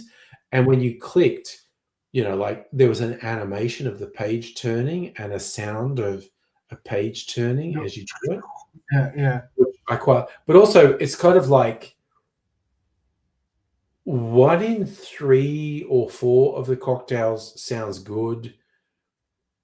And then like 1 in 3 sounds okay. And 1 in 3 sounds absolutely shit. It's kind of like when we're looking at the Penthouse thing, one of the cocktails was like Scotch whiskey and milk. And I'm going, I am not going to drink Scotch whiskey and milk. I'm just not going to do that. I tried something like that, and remember it got really there were like floaty bits in it. Hang on. Yeah. So I just want to say good night to Nighthawk in India. Yeah. Have enjoyed it. Our pleasure. Thanks for joining us. Yeah. Always like having a new person to chat to. These streams are usually just super chill and whatevs, but it's been a lot. Yeah, I stream 3 or 4 nights a week, Nighthawk. If you ever see me, feel free to join. It's all good. Yeah. Take care. Yeah. Stay curious. Yes. Oh, excellent call sign. Stay curious. Yes. Never think you've got the answer to everything. Yeah, it's okay to say I don't know. And back to you, Charlie. Top 0.1% of viewers. He was actually, and fucking Celtic King got that on the YouTube Rewind as well. Oh, there's a YouTube thing. Everyone's doing the Spotify thing now. Everyone's doing rewinds. Yeah. Yeah. There's a Discord one. There was a YouTube one. There's a Twitch one. Yeah. I think Google had one as well. What you've been searching, and I'm like, I don't want to know. You know? No. Is there a Pornhub one? Yeah, it's like a Pornhub one. Google. Yeah, don't need a Pornhub one. Yeah. Google, don't give me my incognito roundup. Okay? There's some great bloody 60s cocktails books, man. It's really digging this. It's always worth taking something and going. And I feel like over the last 10 years, I've got experienced enough that I'm like, Madam Butterfly, you want to spin egg around the chair while you're sitting? And see what talk about the first thing that pops up. Yeah. It's not like I consider myself to be submissive, but Madam Butterfly is just taking control is what I'm saying. So it's fine. Sorry, it's like we were talking about the cutting edge of science and philosophy and also sex. It's just like, I mean, why not? Why not? Jesus, look how 60s. I'm going to post a couple of pictures up in general. Just how it looks like the old school Mad Magazine stuff, like yes. when Mad Magazine used to do books. Yes. Yep.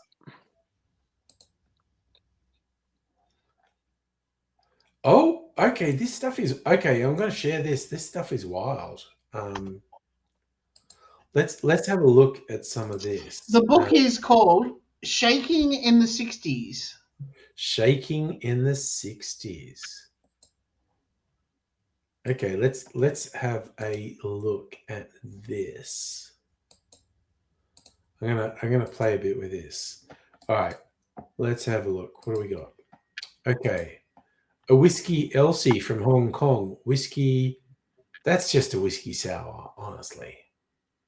A French 75, yeah, that's a. I love the little pictures of the Eddie's Creations. 8 bells, twice the winning cocktail in the British rum cocktail competition, 1947-53. So rum. What the fuck is Van der Hum? Van der Hum, yeah. I don't know what Van der Hum is. Look it up, Charlie. Let's look it up. Van der Hum. Okay, depending what Van der Hum is. It's a liqueur. So it's rum and a liqueur. It's and a a South blend. African liqueur, traditionally made with brandy. Okay. And so tangerine. A brandy liqueur. So rum, a brandy liqueur, a blend of orange and lemon. I mean, this is legit. That sounds interesting. Yeah, this is the 60s. They had all weird kind of. That sounds interesting. Yeah. A Club Rose, rye, lime, Calvin. So that's okay. That's a sour that's got honestly sounds interesting. A blend of. What's Calvados? That is a French apple brandy. Oh, okay. I have Calvados here. So it's basically rye apple. It's a sour built around rye and apple brandy. And it says a Chinese. Could you imagine nowadays going to a bar and asking for a Chinese lady? Yeah. It's no worse than going into a bar and asking for a cocksucking cowboy. Yeah, or a slow. Yeah, but they changed the name for that too. That's they've got a new name for that now. Yeah, cocksucking cowgirl. Yes. Do they? Okay. Clit sucking cowgirl. Sorry. Oh. At the bars I go to, that's what they call it. Oh, look at that! Gin, lemon juice, creme de noyeau, creme de violette. Won a diploma at the World Cocktail Competition in 1936. Royal Blush, Framboise, which is strawberry liqueur, I think, vodka, cream, and grenadine. Fay Lady, gin, lemon juice, Oh, Grand it's Marnier. a really weak drink, that cocksucking cowboy, isn't it? It's butterscotch schnapps and Irish cream, and that's it. Yeah, it's a shot. a shot. Yeah. But it's two of the weakest fucking pussy. Yeah, drinks. after It's you've like had like wine. 7 of them. Yeah. Yeah, have 7 shots of whiskey; they'll turn you sideways. So vermouth. So You Italian drink them vermouth. for the taste. That's interesting. Okay, so Italian vermouth is sweet vermouth. French vermouth is dry vermouth. So it's gin, vermouth, dash of rum, dash of. Honestly, that sounds genuinely. Oh, orange juice. Orange juice is rarely good in cocktails, but maybe it's worth trying. I have a bottle of orange juice. What do you think I should make a drink out of it with? Ugh, it's honestly, orange juice is rarely good in cocktails. I'm not a huge fan. I know. I was just trying to mess with you. Yeah, no, it was like saying, "I've got some vodka. What can I make into it?" Yeah. I love this. Max Folly. A bottle of gin with an eyedropper of vermouth. That's just like someone just going, I just want to drink a bottle of gin. Thank you. Yeah, yeah. Should guests still be standing? Continue mixing. It's okay. That I love the sense Minus of the humor. vermouth. Yeah. I love the sense of humor in that. You start off with a bottle of gin and you put an eyedropper of vermouth and you just pour it for everyone. And if anyone's still standing, then you just keep pouring them gin until they're not standing. Without the vermouth. Yeah. That is funny. What's this one? So, bartender in filling glass 3/4, cocktail parties, careless hands, glass filled with brim. Doesn't go. By the way, bartender, pass that shaker so that Mrs. Newlywed can sample some of the cocktail, which will give her the courage to make a success of her party in the same way as Madame. Okay. Oh yeah, it was the picture. Yeah, right. Look at the bloody picture. Yeah. Oh my god! What the? Yeah. Tell me he's looking at the cocktails. And, Tell me this was made in the 60s without telling me this was made in the 60s. Yeah, that's just like some old guy getting drunk and horny. That's fucking great. That is fucking great. I really like that. My God. Good Lord. That is some wild shit. Yeah, I've definitely got to make a video. I love the tasty bits on toast. And it has 2 women in a bikini sitting on toast. Yeah. 60s and 70s, you could get away with anything, basically. I've definitely got to do possibly a series of videos inspired by articles in 1970s Penthouse magazines, because that night we spent on the fucking that was ages ago, but going on like an internet archive of like, look at all this crazy shit that's on the internet archive. It's just like, my God. But a lot of those were 80s, magazines, because you're doing stuff like Penthouse. Yeah, but there's Penthouse 70s and 80s was, but particularly 70s was particularly wild and crazy because the drug stuff was just out of control in the 70s. The Reagan era in the 80s introduced a degree of conservatism, but in the 70s it was just like, yeah, fucking let's just do lots of drugs and fuck. It was basically the mentality. It's like, damn, y'all.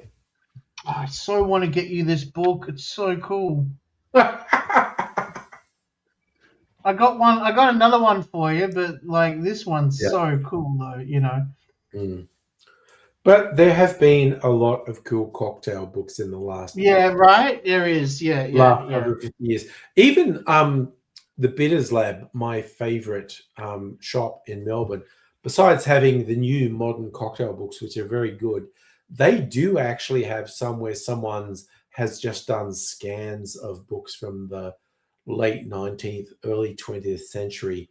They've just done scans and printed them, and it's quite fascinating to work your way through, because from a modern perspective, it's maybe 1 in 3 of them sound good, and then 1 in 3 of them are maybe okay, but the other 1 in 3, you look at them and go, okay, that's shit. That is definitely shit.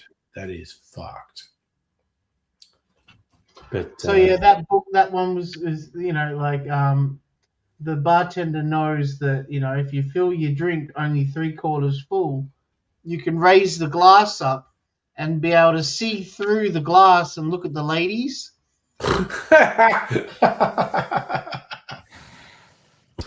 Okay, I'm not. It's just so chauvinistic. I love it. It's funny. Yeah. Oh, yeah. Oh, shit from the swinging 60s. The 70s is worse, but there's some quite chauvinistic stuff in the 60s where they're going like, yeah, we're just free and open. I was like, yeah. The 60s had a level of ignorance to it, yeah. Where the 70s is sort of like they know better, but they're still fucking doing it. Yes, that's a good way to describe it, honestly. But okay, because I remember this is where I learned about sex from my brother-in-law's Penthouse magazines from the 70s with the letters and whatnot. And the big eye-opener was like, besides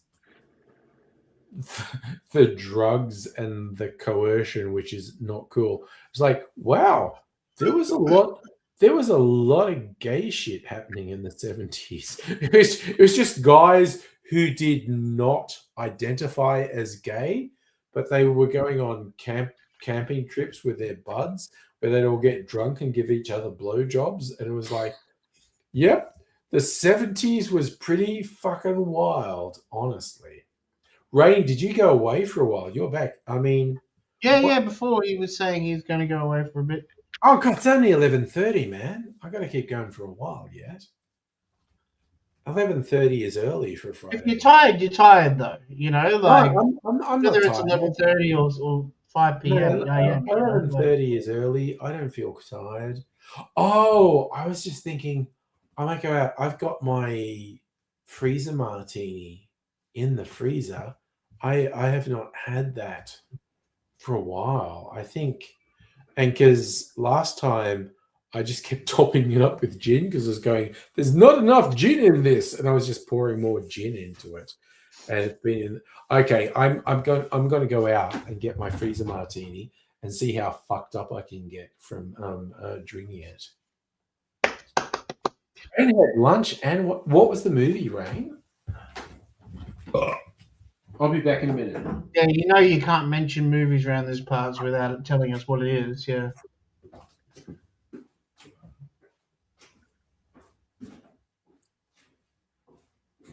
You've gone so quiet, Dr. Abigail. Are you watching something?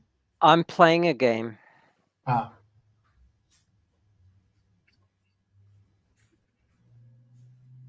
Ah. And you both were talking, so I just let you talk. Yeah. When we get into cocktail talk, we tend to blab. Yeah. Yeah, which is fair. It's his favorite topic, you know. Gotta let the dick swing for him, you know.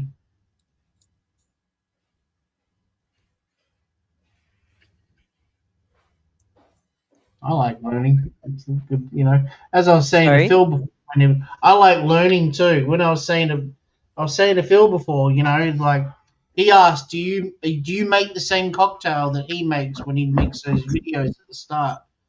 I'm like, I don't put in the same kind of effort that he does when he makes cocktails. B, when he makes cocktails, he never uses juices or sodas or anything like that. He always likes to mix like the alcohols together, you know, and stuff. And I just get headache and overflushed with heat and stuff like that when I drink straight like that. I usually save it towards the end of the evening, like, you know, when we get into like the 4-hour mark on Friday nights. Sorry. I'll break out, you know, some straight up liquor, you know, and get myself, you know, to that point. But up until then, I try to, you know, keep it to a mixed down, you know, something just sweet and yummy and cool and refreshing. You tease us, Madam Butterfly. You just tease us. It's titillation. Yeah, come on. Where are the goods? I've shown pretty much everyone on the stream mine. We did see her bra in a video we were watching together the other day.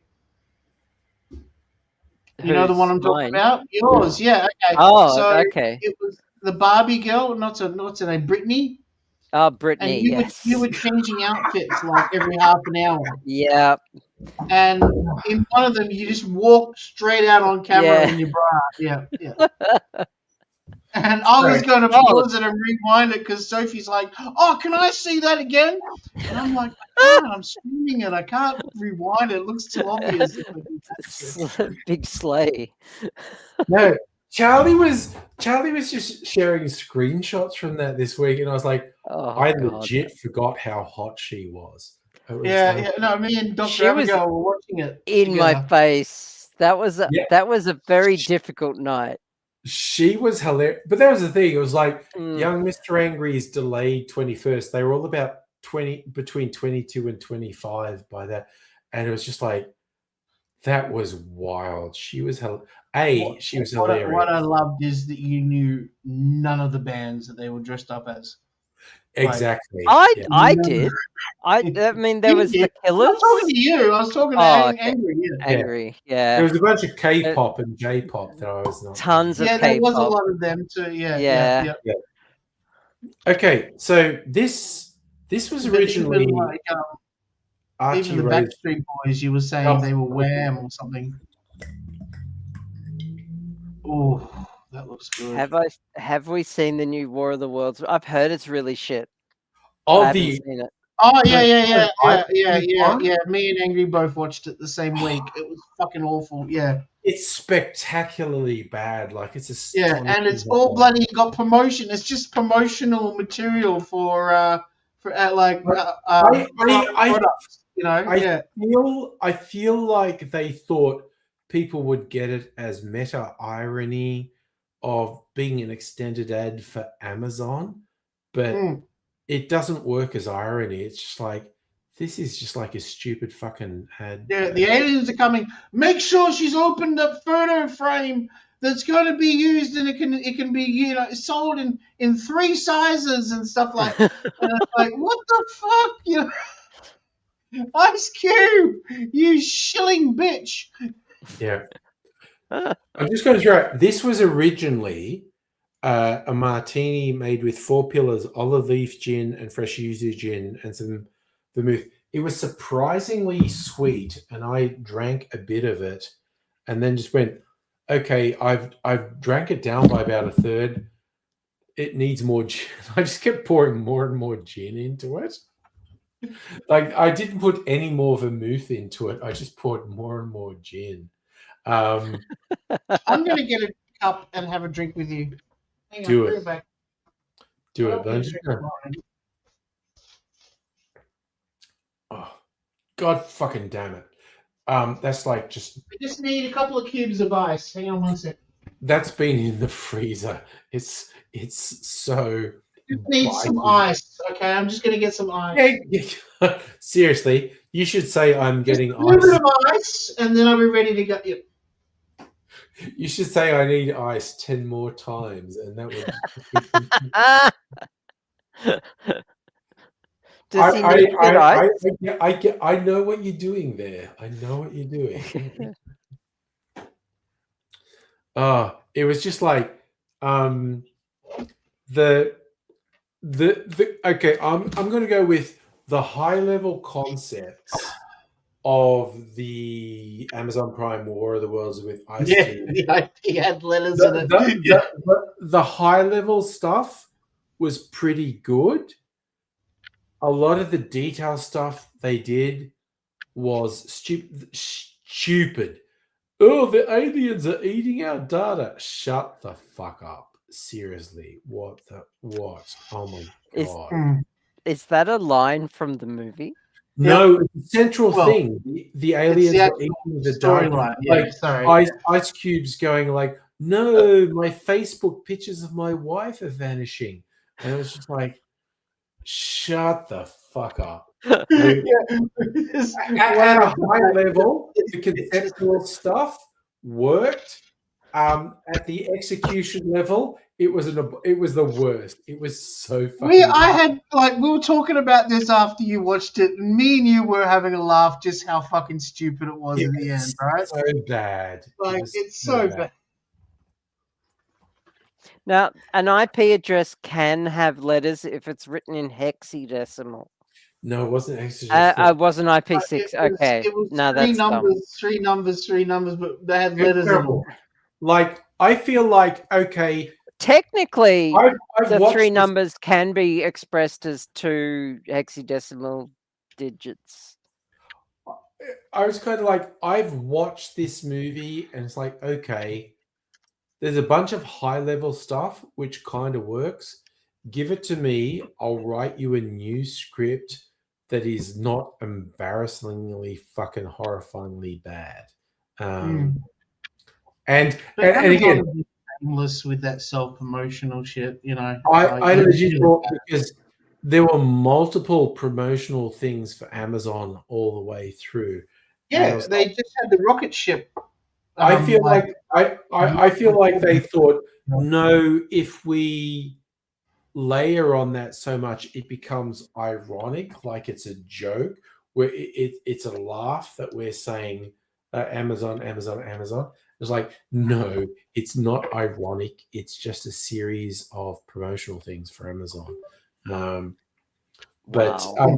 I feel like with they raised some interesting ideas that you could work with, and also the whole thing of Ice-T's character being in a room, because he was like a CIA analyst or an NSA analyst, and he couldn't get out of the room he was in because the aliens had locked things down. I could work with that it had to be him reacting to stuff he was seeing on a screen because he can't leave the room he's in. You're making me want to hate watch it now. Yeah, you should definitely. Okay, 100% I'm going to say it is so bad. It's legit worth a hate watch. It is. Yeah, no, it is worth a hate watch. One of the most fun, terrible films that they've had all year. Yeah. So you can sit there and go, oh my God, how many people had to greenlight this? How many people were involved in saying, this is a good idea, we should do this? It's like, Jesus Christ. Yeah, they couldn't think. I'm gonna hate watch it. I'm gonna do it. It's worth a hate watch just so you can say, okay, I watched it, and here's why it's fucked. Okay. Rain is super excited. We've talked you into doing a hate watch. Oh, it is legit worth a 0% Rotten Tomatoes rating. It is so bad. It is astonishingly bad. Oh my God, it's a whole thing. I need to have a bathroom break. I've had 3 bathroom breaks. I'll be back in a sec. That's okay. I assume is it on your Plex, Charlie? Yeah, it should be. It would be. I'll watch it. I don't want to download it. No, you don't. Don't waste the lesser bandwidth. known movies. It's in lesser known movies. Cool. Oh, I'll be you back put in a it sec. in lesser known. Okay, I like that. I'll be back in a sec. That's actually a low key slam of it that you put it in. Yeah. lesser Oh, known. yeah. You know, it wasn't even that. It was just nobody knows what the fuck it is. You know.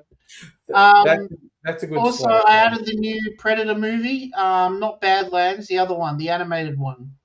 It's called Killer of Killers. Killers. Yeah, Killer of That Killers. is Killer of Killers. Is I've good. heard nothing but good things about it, so I'm giving that a go. Badlands is good. That's a live action one. Killer of Killers is animated. That's really good. That's on Disney. You know that YouTube channel that you got me into that does those that analyzes old films? Which one? What is the name of the channel? Hang on, I'm going to have to look in my history, and it's just going to take me 1 minute max. Tell me, Sorry. because I'm not Just sure which killing one. time. Yeah, I'll be right with you. Sorry. That's okay. when talking about film channels, Corridor Digital is one I love. They're awesome. They're old school YouTube. They're good stuff. Rain. They wrote. Who's Clark Gregg? Rain. I don't even know who Clark Gregg is. So Charlie, what is it? I don't know who Clark Gregg is. Is he a streamer or something? The channel's called Vintage Verse. Oh, is that the guy who did the boots thing? Vintage Verse. The most popular videos are 10 greatest movie of all time chosen by experts, 10 hidden gems of the 70s that blew our minds. Oh no, I do remember that one. Yes, that was the. You got me hooked on that channel. I am fucking hooked on that channel. Anytime I go to the 70s classics, their video about the unknown 70s classics was a really good one. Yeah, I got most of those. Remember, you put them on the video. Yeah. Suddenly, there's heaps of them on the Plex. Yeah. Oh, Corridor Crew. Yeah. Corridor Crew fucking rock. They're old school YouTube. I'm a subscriber to their channel. It's really worth it because the episodes are way longer and they're so much more funnier. And they get into movies that they just kind of cut out of the whole YouTube version as well. The YouTube ones where they like SFX artists react to good and bad CGI, that is amazing when they look at like recent movies and they talk through what's good in the CGI and what's bad, and particularly the last Planet of the Apes movie, which is not necessarily a great movie, but they pulled out a couple of scenes of it and they were just like, my mind is blown. This is the most incredible CGI I have ever seen. Oh, Clark Gregg is the guy who played Coulson in the Marvel Universe. Okay. Agent Coulson, he's pretty cool, honestly. That's pretty good. Trying to think what else. Oh, that guy. Okay, yeah. What else I may or may not watch this year? I haven't watched Sisu 2 yet. I might watch that. That might be my recovery thing. When I don't know if Safra is even still on the stream, but yes, I have my sourdough baguette. I am definitely doing a bacon sourdough baguette in the morning as a recovery thing. I might watch Sisu 2 as my recovery thing. Eating a sourdough bacon baguette and watching Sisu 2. Yeah. Have you seen number 1? Oh, yeah. I love number 1. Yeah. If you like number 1, you'll like number 2. Like, a lot of people are like, oh, it's too fucking far-fetched. I can't believe it. It just annoys me the way they fucking bullshit. I just went for it because it's just meant to be a fun, silly ride. Just enjoy it, Yeah. It's John Wick, but for a Finlandish fucking sniper. For World War against Nazis. It's John Wick versus the Nazis. And what was funny is because in the violence turned up to 11. In the early parts of World War II, people in Finland were fighting against the Soviets because the Soviets were invading Finland, and then there was a whole thing with the Soviets aligning with the Western things, and so then the people in Finland were like, "Oh, now the Nazis are trying to fuck us, so So Finland was basically anyone who tries to fuck us, we'll shoot them." And you're gonna love that movie tomorrow for sure. Yeah. If you're looking for a good laugh, I watched one yesterday called The Brothers Solomon. It was Will Fort, who you know from MacGruber, and Will Arnett, who you know from BoJack Horseman and stuff like that. Also, very funny that it's the Wills in that movie. What? It's the Wills, Will Forte and Will Arnett. Oh, yeah, Will, yeah. And directed by Bob Odenkirk, who's from Nobody. Oh, Bob Odenkirk. That is a great pedigree. That is awesome. Yep, and the chick in it was the chick from the Ghostbusters movie. Brothers Solomon movie. What's her name? Her name is Kirsten Wiig. Kirsten Wiig, she's very funny. Yeah, she can be. Yeah. Yeah. So yeah, it was a very, very funny movie. Sophie came home while I was watching it, and she catches the last like half hour, and even I was crying from laughing. Yeah. It was so fucking funny. I'm blown away. I hadn't heard of it. Yeah, but also Kirsten Wiig in the all-female Ghostbusters. Again, probably my favorite line from the all-female Ghostbusters. Kirsten Wiig saying to Andy Garcia, who's the mayor of New York, when he's not taking anything seriously, and she goes, "You don't want to be like the Jaws mayor." And Andy Garcia freaks out and goes, "Don't call me the Jaws mayor. I don't want to be like the Jaws." It's like the worst thing you could say to the mayor of a major American city is like, "You're like the Jaws mayor." That I don't know what it was, but that cracked me up That so made you much. laugh a lot. Yeah. Andy Garcia losing it. And don't call me the the movie Jaws. was called The Brothers Solomon. Yeah, I've heard of it. And basically, it's what's his name? The dad is Lee Majors. And okay, so holy shit, really? yes, 2007. I'm blown away. This slipped under the radar. This film. Holy Because shit! it was so fucking funny. I'm not kidding. The brothers, the dad goes into a coma, and they get the message, right? And so they get also on the same message bank is the video shop saying you got to return a video or you're going to get late fees. So they dash over to the video shop, return a video, and then they bolt off to the hospital to see his dad. And his dad falls into a coma 3 minutes before they get there, because they were too busy handing in the late video, you know. And then he says, he tells the doctor, I've got one giant regret is I never got to see my kids have their own kids. And so Will Arnett and Will Forte go through this journey of trying to find a date and, get them pregnant and have their own kid. And then they go to an adoption agency and that goes into a mess. And then eventually they go on Craigslist and Kirsten Wiig replies to their ad to have a baby at the cost of $10,000. It was an absolute scream. I was blown away by it because usually a movie that old would have never gone under my radar. You know, like what when it movie comes is it? to it's called The Brothers Solomon. Put a link on the Discord. Yeah. Put a link on the Discord.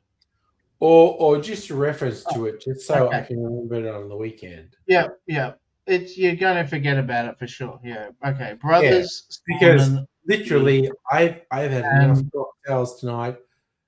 In the morning, Mrs. Angry will say, "How did the stream go?" And I go, "It's cool. We had fun. What did you talk about?" And I go, "I don't know. I can't remember a goddamn thing. Honestly, it's an old thing." Who's the guy who's upside down? Who's upside? Will Arnett and Will Forte, and also it has Bill Hader in it as well. Jenna Fisher. It's got all those people. Jim McBride, like it's got everybody, and it's beautifully. It's very simple, cheap film. It was so fucking funny. I was absolutely crying from it. Yeah. I've heard of this one. Well,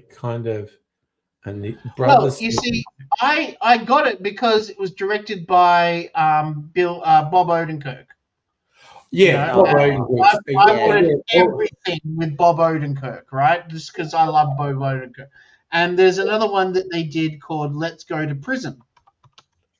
Oh, yes. That was funny for bits, but then it wasn't really that funny, It was sort of, it flatlined, You get, over the last 10 to 20 years, you get all these people as like they've done some funny stuff that works really well.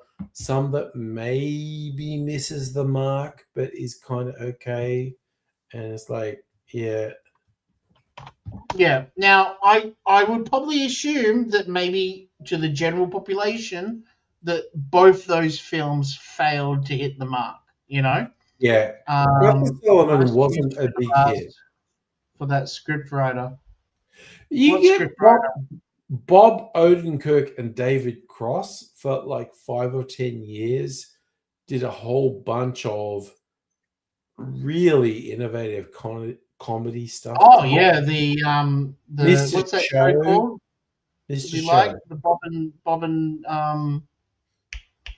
Mr. Show. No, was that Mr. Show? Yeah, sorry, yes, yeah, Mr. Show. And then there's that movie they did, Run, Ronnie Run. Yeah, but also David Cross and Bob Odenkirk also did a bunch of stuff independently as well. Oh yeah, heaps of stuff. Yeah, but Bob Odenkirk as Nobody. I love it when comedians do dramatic roles. It's awesome because comedians have timing. That's why comedians get cast in dramatic roles because they have comedian.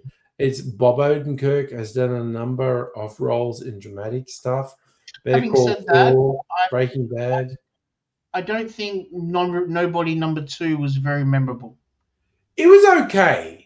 Nobody number 1. A year from now, you're going to forget about what even happened in the film. You know, like they went on holiday, I think, and that's it. Yeah. Nobody number 1 is much better than Nobody. Is so memorable. When I say bus scene, you go, "Oh yeah, that." You know, when I say the old person's home, is it a movie or a TV show? That. No, it's a movie. Okay, Nobody's sort of it's like a normal everyday guy who turns into a what's that? John Wick. It turns out he's a CIA killing machine. Yeah, but it's a classic thing where he's been living this mundane, fucked up life.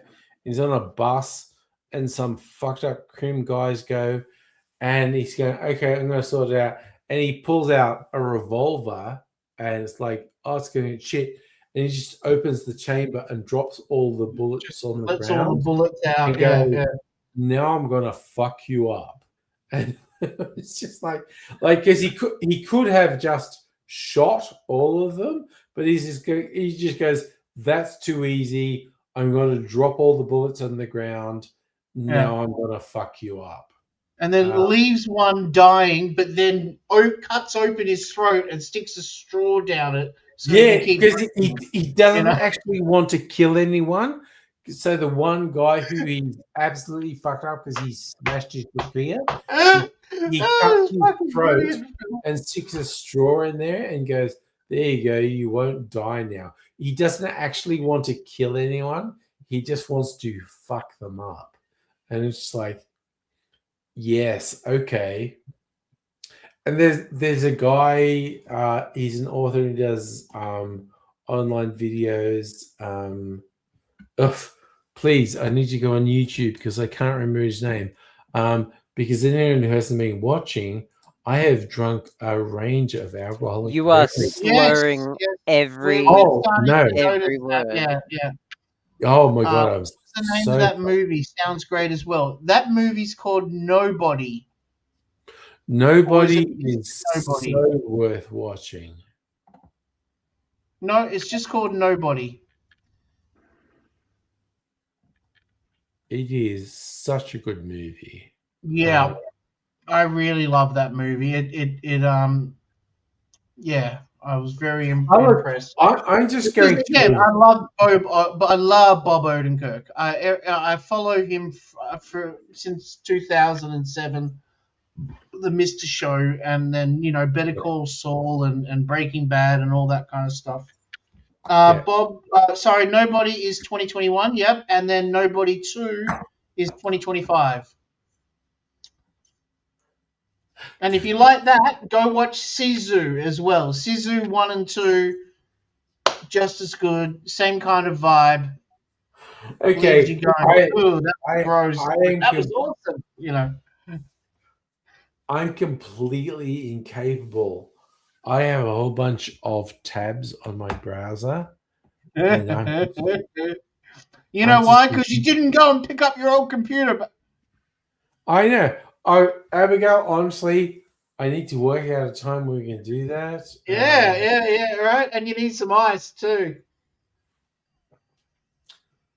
This particular laptop that I'm on now, I don't even know how Doing old the this job. It's just like fucked. I need to talk to you about that laptop that I've got here. I mean, it's working perfectly, but it would work when you're sober, when you can have an actual coherent conversation about it, we need to have a talk about it. Yeah, because I'll book you for Wednesday. Not tonight. No. So yeah, I had a lovely afternoon for Christmas. I put together my new exercise bike. Nice. Because like I was telling you the other week, I get very splodgy skin when I'm outside on the treadmill. Okay. So this way I can ride inside behind with a fan on me and stuff like that. And then my friend said, "Well, why don't you just take a fan and put it on you out there?" And I went, I didn't think of that. That's a good idea. Oof.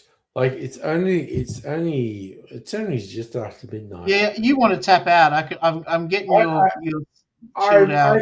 No, I'm not going to tap out right now because I've got a bit more of this. I'll have one more drink with you, and then you can tap out, okay? Because I'm drinking some of this yummy. I got to tell you that apple Jack. I'm not. You know what I'm tasting from that is beef jerky. Okay. I'm here for it. You get where I'm coming from with that? Like, you ever had a Slim Jim? Yeah, no, I'm picking up what you're laying down. Thank you. I am picking up what you're. I am having a ball with these. Like, I had my friend Blade over, and we did the whole round the world trip, and gave him little tastes and stuff like that, and then gave him just because I've got the card, I sound really sophisticated, Yes.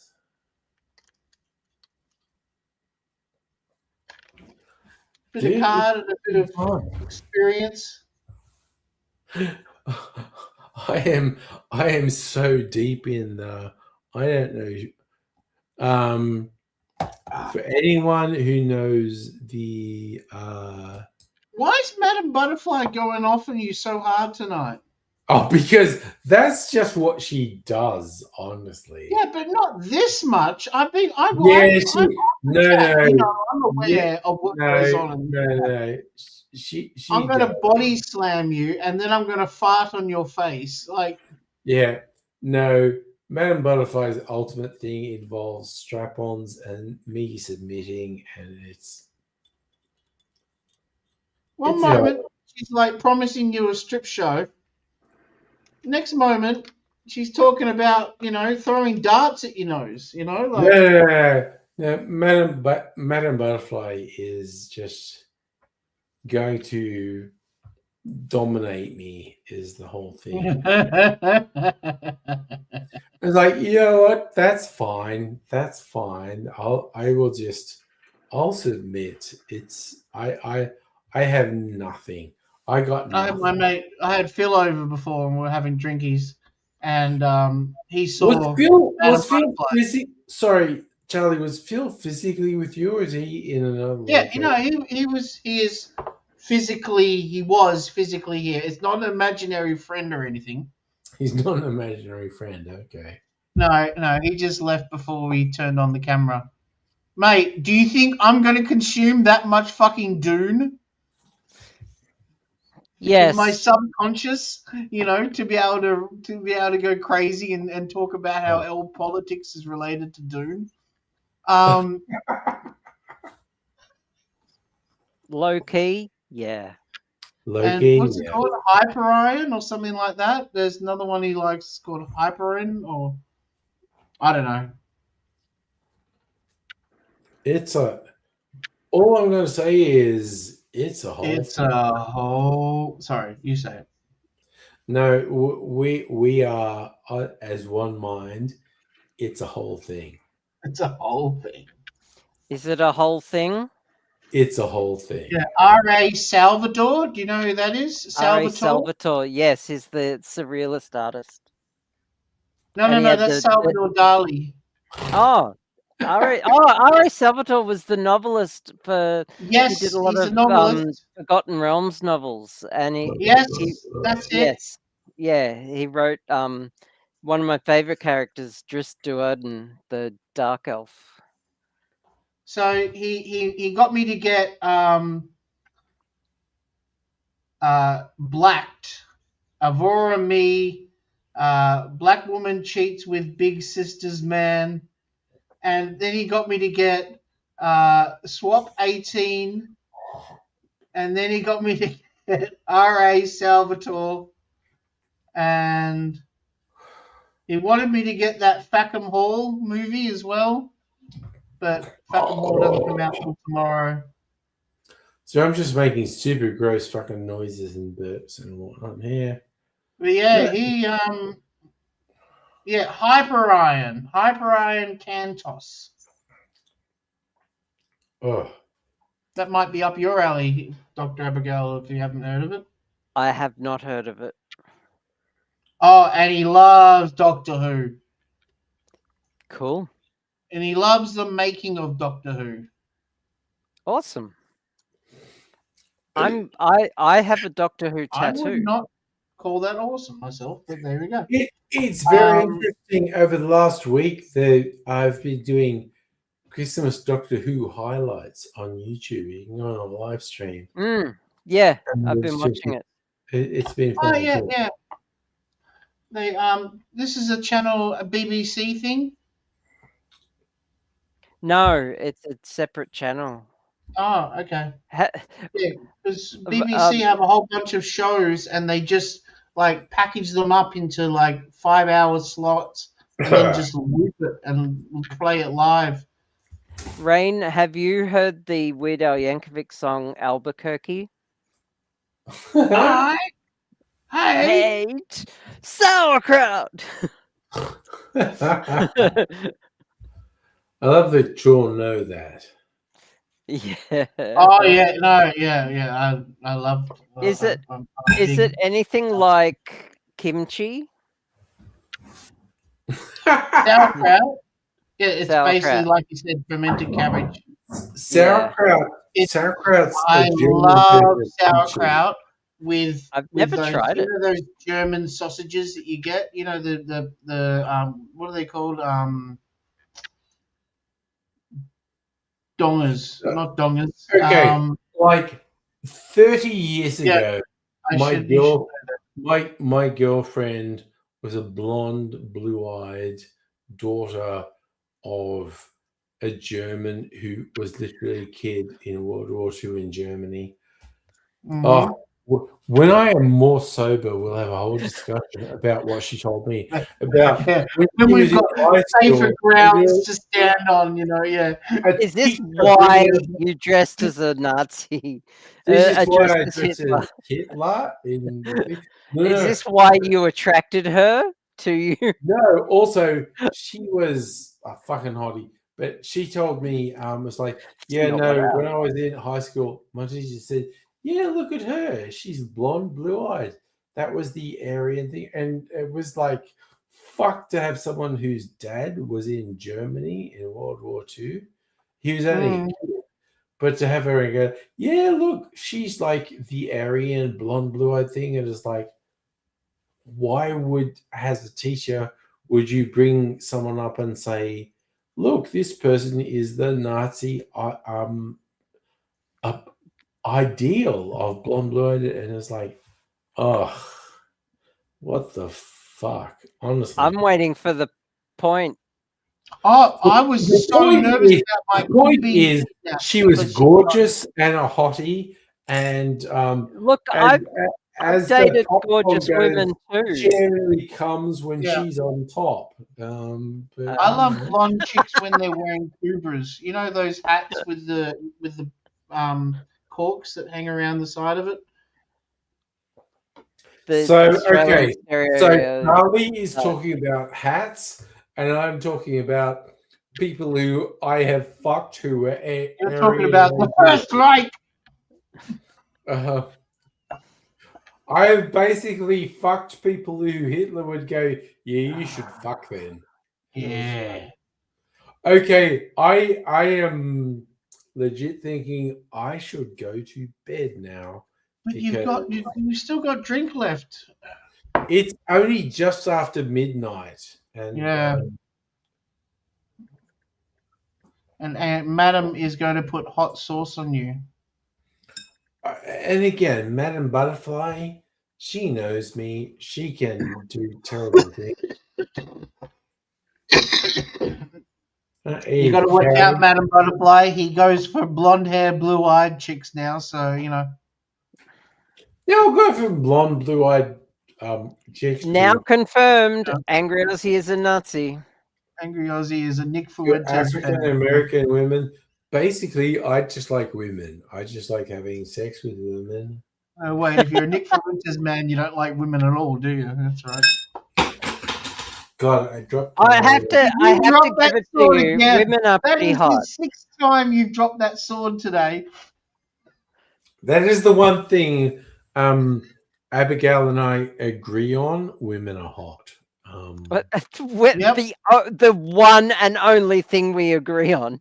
I know we don't agree on anything else. Anything else? Nothing at all. We agree on nothing, but we do agree women are hot. Up is down, black is white. Up is down, black is white. Yeah. Women are hot though. I just don't know who's watching this. This is not even late for Friday night stream, but I know, right? I'm definitely too fucked to keep going. Sophie's not even home from work. I'm also going to do a Saturday night stream because it's not a date night. I'm going to do another stream, but I need to go to bed. Anyone You're fucked. I am fucked. I'm legit 100% fucked. I need to go to bed. Fully Tim Smith. Yeah. Fully. Oh yeah, God. I agree, Heidi. We should wait for Sophie. Like I legit think I like Tim Smith crashed How far into away his is bed. she? Angry is literally on the verge of collapsing. No. It's not going to collapse. Tim Smith He's on the verge of talking about Hitler too much. Half an hour ago. I'm so far beyond. But yeah, no, he's eating his cherries. We know the rules. I ate the cherries. It's all fucking gone. Time for sleepy bobos, as you said. Yeah, sleepy bobos. I'm going to stumble into bed, but I am doing a Saturday night stream, so we'll see what happens there. I'm probably got to sleep for another 12 hours about now. But I will say, nice. Thank Enjoy you, everyone. Nanu. Bye for now. Namari. You are totally fucked!